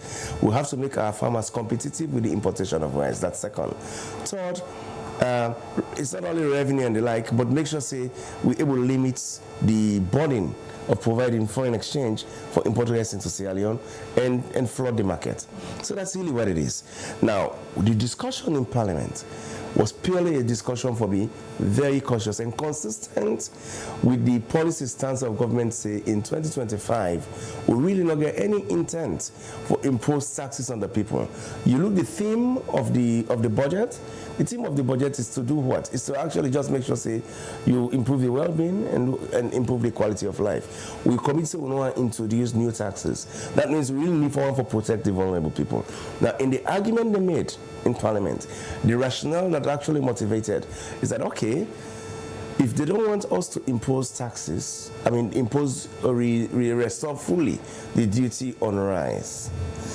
The question for me, as the Minister of Finance, I need to have an alternative to cover up for that money. So what's going to be the alternative? So there are many alternatives in the tax measures. We introduce royalty on dimension stones. We will feel they bring in more money past the importation of rice, in my view. Because that then dimension stones, if I say in this country, then they export dimension stones. They know they do them for years. Yes, they do them for years, but it's not clear to us whether we are actually getting anything, because in this kind of example. Yeah, so we introduce clear royalty on our way with the track. That's fresh amount of resources coming into the kitty that I think we can take to cover up for that. There are few fees, because you see, fees are charged on services that are provided. There are new fees introduced in the mining sector, new fees introduced in the petroleum sector. Those fees are new monies that we, in the process of doing all of this, doing the fiscal framework, we didn't really envisage. So those are new sources of money that are coming in. Now, so those new sources of money that are coming in, those ones are supposed to cushion, in my view, plus other innovative financing mechanisms we'll get for support. We can talk about that down the road. But that's the whole thing. Now, you talk about rice price not coming down. So this is all the whole difficult discussion on inflation and price of certain commodities. In this country, we're able to stabilize the price of petroleum because we know there's a formula for petroleum trade in Sierra Leone. There are two big factors there. They affect petroleum. It's your exchange rate and the Platts price. We know they produce petrol. They import to the import. The only variable we'll get a little bit for manage now the value of the currency. But even the value of the currency itself, now through solid policies, then I will be able to maintain stability.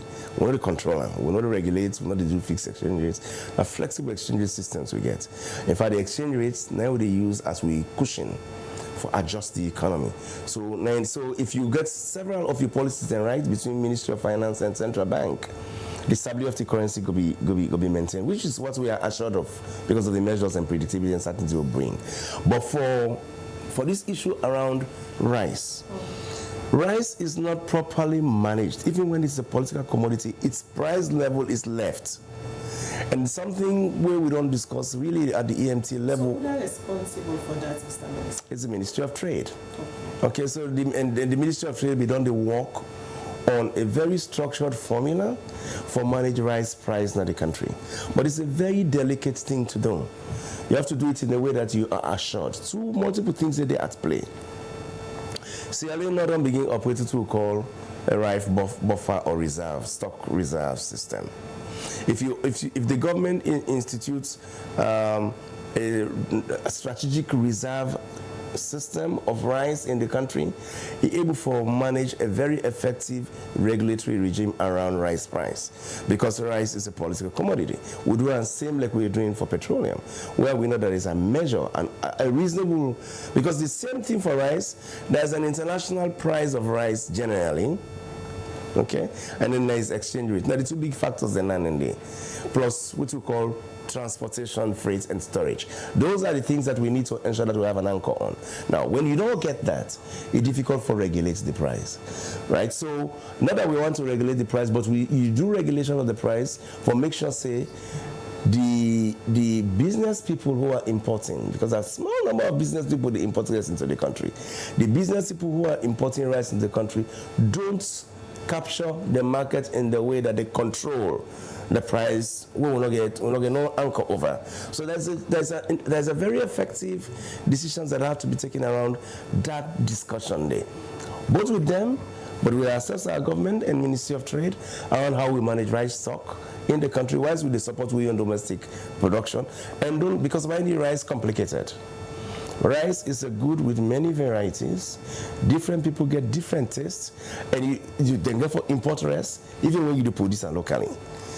Right, so you got to get a fine balance for take care of all that diverse set of things there inside rice price management. So, Mr. Minister, if all things remains equal based on what you don't say and waiting then at the 2025 budget as you've been going on at Parliament, should citizens be hopeful? Say this 2025 budget, like how on a theme and saying improving the well-being and quality of life of Sierra Leoneans, should they be hopeful? Say 2025, things go calm down smaller markets, for example, also people they go on a daily basis for getting living? Yes, I mean, I am, like I said in the budget speech, I'm very optimistic about this year in the economy. I believe, say, the policy measures that we promote, them policy measures, they are able to anchor this country. Yeah, the theme is very clear. We want to improve the well-being of the people and the quality of life. So, essential commodities, we are very much assured will be available at reasonable prices during the course of this year. For the kind of policy measures that we put, both to support feed salon, but also we are working on ensuring that strategic stock levels are available that can allow us to institute some measured price management to allow our people to have stable prices on certain essential commodities. And we don't begin to already, and it is true. Onion is in this country because onion production is actually taking effect in Sierra Leone. But how on a plan for address the risk where they come with all of this? Because now we can day where they do them kind of interview, but as time they go, you interview again and go tell you say, oh, the one at Ukraine, did this way they happen at that country, not to Salon no more they happen, but internationally. How on a plan for address then risk the way they come with this? So risk and risk must be you must know your risk.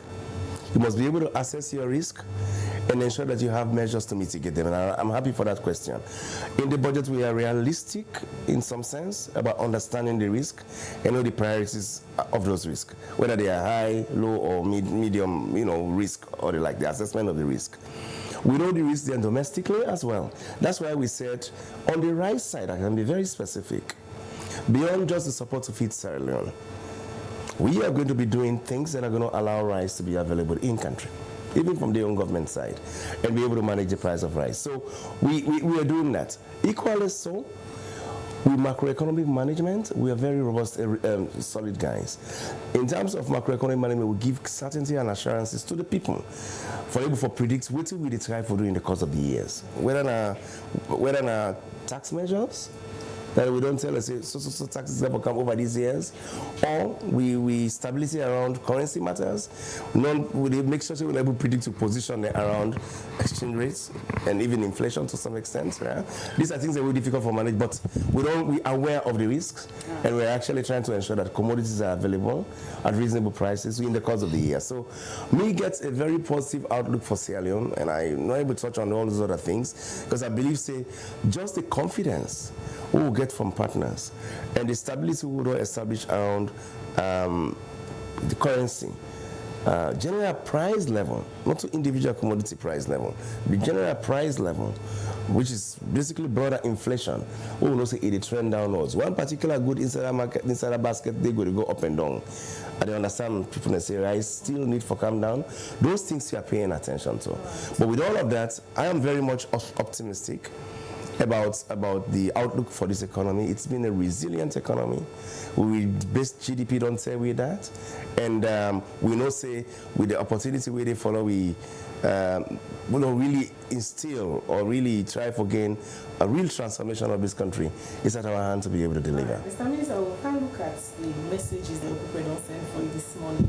But before we can to that, the last week we host the Chief Minister now, and I'll be asking this question, we directly is supposed to be for you, not knowing that we'll get you now today. The issues of the bread and butter. Now, one day the way President Bill being campaigned with 2018, say the issues of bread and butter, your predecessor, the Chief Minister, sorry, the Minister of Finance by then, and something that we Sierra Leone and them know and for we be talk about fixing the economy in 6 months. Where you gonna market? Even the things them, where then they grow na salon, it's very expensive, Mr. Minister. So with this budget, we focus on the feed salon. Salon people are for hopeful, say 2025, go be a year where we will feed safe. Now the hope there, Andy. Now the hope there, Andy. It's in the we don't put. Yeah, now that's really the hope. So it's in the implementation. It's really in the implementation of these policies. We make sure that we implement them, and in the risk that we will not say they're around, and we all effort at mitigating those risks. We have enjoyed stability as a country. We get internal social, protests and the like. We've been able to manage them, and we listen to people. So I am optimistic that with the measures that we will put in place, and I stand to come back here. Mm-hmm. Bread and butter is an issue of concern. Sincerely, and what is bread and butter? Things are coming on, and let's support those programs, but slowly claw in people. There's a big target the president wants to ensure that he targets 500,000 youths that have access to opportunities for livelihood, jobs, and the like. It doesn't happen overnight. It happens over time, and slowly we don't just need for the track and make sure that we report on how far we go. How much industries do they provide for make sure that people don't get job? This is really what it is. And then for price, it's really also one getting number of bring price down. The government have to get deliberate policies for make sure say you invest. All right, Mr. Minister, don't extend over 30 minutes for you today. Well, we look at few messages, okay. Then we'll go try for wrap up the program. Now, the first one they take, they come out from Macmillan Carter from YouTube. They say, what specific measures in the new financial bills will directly impact the lives of ordinary citizens, especially in terms of tax relief, job creation, and access to essential services? All right, so when we look at some of these, we don't come inside the program this morning. The first one we're going to look at now the Facebook page. We get Dauda Tarawali, where they say, Mr. Minister, I think you should look back into opening embassies in Scandinavia to push the tourism as Gambia is doing. George Walker, they say, I wonder if the budget will be kind to the average man and woman. We look at more messages. We don't come inside the program this morning. Jibril Samfa Bangura on the Facebook page say, Mr. Minister, I urge you to forthright with the citizens of Sierra Leone regarding the significant rise in prices for essential goods. It is crucial to acknowledge that the escalating cost largely is a consequence on the strained conditions imposed by loans your administration has secured from institutions such as International Monetary Fund, IMF, and the World Bank.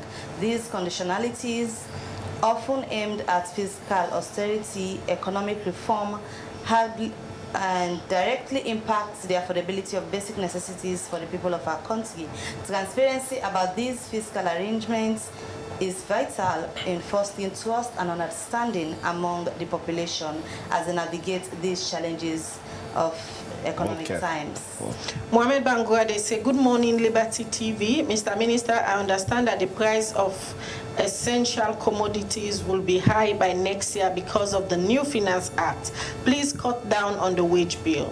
Us friend Kamara on the Facebook page, they say, What is the total revenue obtained from 5% rice exportation through NRA since its implementation? Is this fund ring-fenced in or included with the Consolidated Fund? A question with us. Jibril Bangura, they say, Mr. Minister, can you assure us that Feed Salon won't end up being just another failed initiative like the free quality education program? Yusuf Mosire Suman at the Facebook page, they say, Mr. Minister, what would be your take if someone says the salaries of ministers, MPs, commissioners and directors are to be reduced and given an increase to teachers' salaries? This one, they say, what measures in the new financial bill will ensure economic stability, transparency and protection for vulnerable groups while fostering business growth and attracting foreign investments? Fode Mustafa Turin at the Facebook say, anytime you ask about strategy, you will tell us about the IMF World Bank programs. Isn't it time to wake up and realize that these people only want to control our financial destiny? What's more than 100 years to help poverty and diseases are still ravaging the people population? All right, too many messages, but the last one we go take for now, they say, Mr. Minister, what is the present exchange rate of the dollar to the Leone?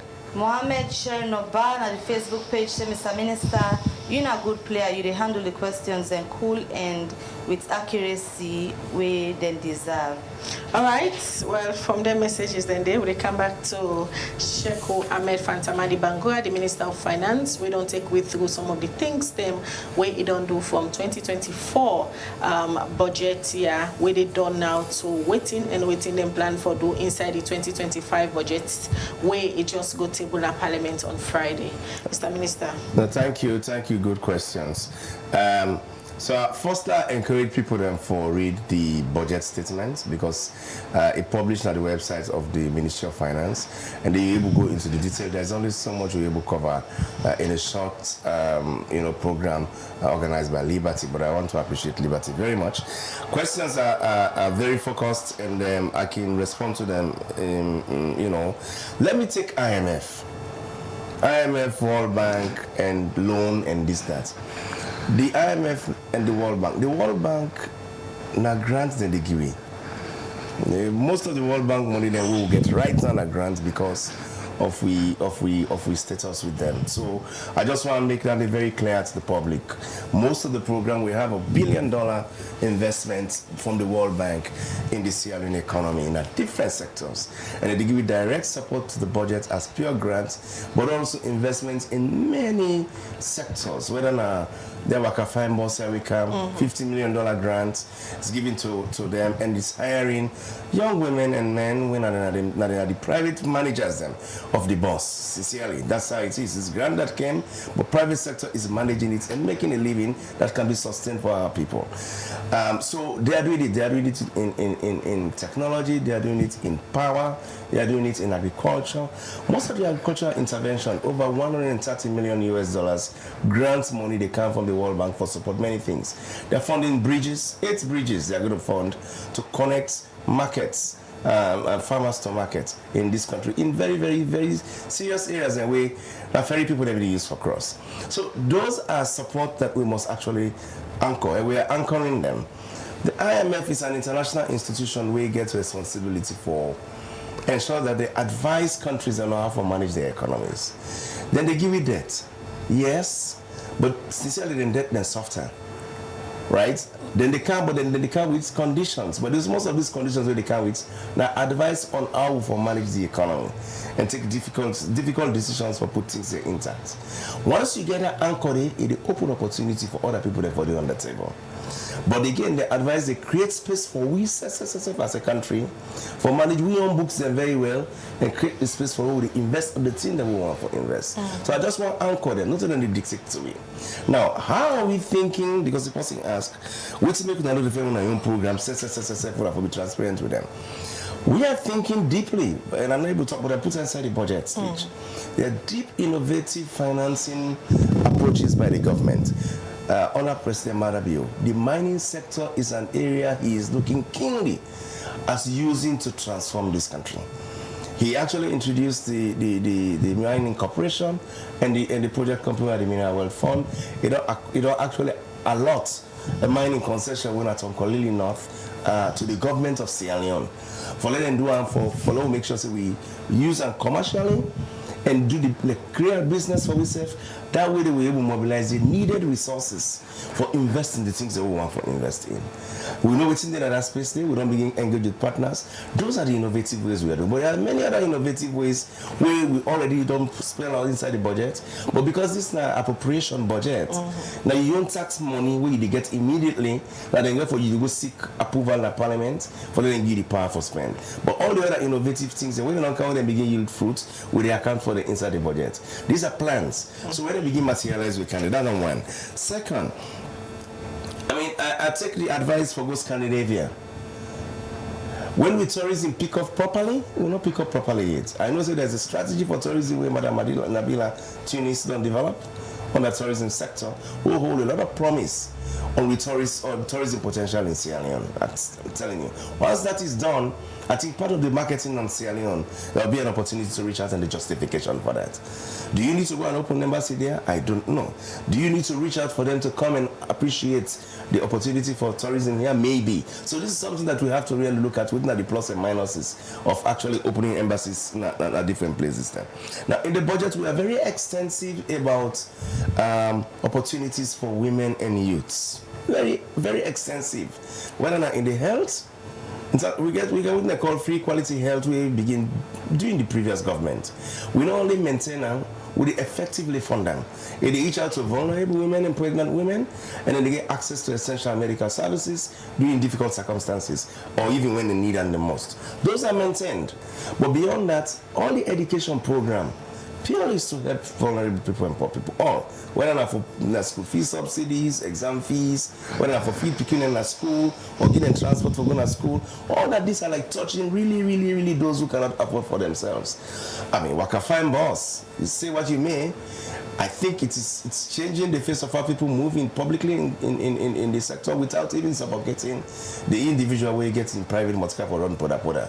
But at least it makes for others, they are applying routes at reasonable cost. And we think we're able to manage. So that's there. There are many of these programs that we are doing. And tax relief and job creation, we will not introduce any tax measures this year. Like I said, we will introduce any tax measures. So people really out there, the focus of tax now, effectiveness and efficiency in the collection. Okay. Loopholes, side the way people want to go for people that decide for avoid tax or evade tax, and that's something that they will be short, but also try for boarding the base, whilst you try for collect more money. So for tax, really, I just want to know, so we really care about our people. Okay. Yeah, we care about them, and I think I explained wage bill properly. The rise, they ask so much we don't mobilize. I don't want to tell you any word, but we're able to determine how much to mobilize simply because we know how much rice the imports can inside the country. Okay. And we're able to calculate 5% on that importation day. Right, so that's so we can able to publish that information there publicly. It's not there, but I know one can give any number now. We very much sure saying that the real value than there. But we have a special set account, what they call it special accounts. When I set aside accounts, we will be able to track the money they come for and that money they go towards agriculture.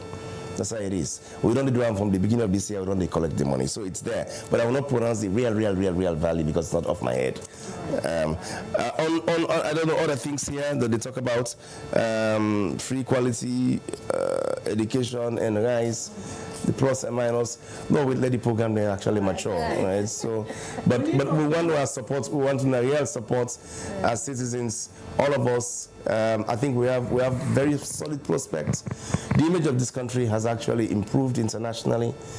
We are really respected, both for our economic management, but also the international representation of this nation. And the economy matters a lot for all of that. I think we are doing the right thing. We are very hopeful we'll continue to hold this track record. Thank you. I think we need to plan another program with the minister. We go come early and explain proper one about the things that are inside this budget, because a lot of messages then come, and people are really interested for know some of the things then within inside the budget. And one for say many thanks to now all. As of now, they end the program, get 1K views. We've been seeing 1,000 people that watch you this morning, and plenty thank you to the minister where he joined me this morning for can explain some of the things they although not talk much about other areas than at the budget, but able for exhaust the area we get for do the feed salon program when I did is centered around the 2025 budget. Many thanks, Mr. Minister, we joined me this morning at the studio. Thank you very much, Madam Bangura. All right. Thank you so much. Okay. Well, now Princess Spears time produced the program. Musa Sao Koma, Emmanuel Malik Campbell, and Abdul and then give technical support to the production team. Now then the program for this morning, and plenty thank you to all we watch. Mina Khadija Bangura, they say have a blessed day. All right, and Mabel Kabade say get a good day till we meet again. Goodbye.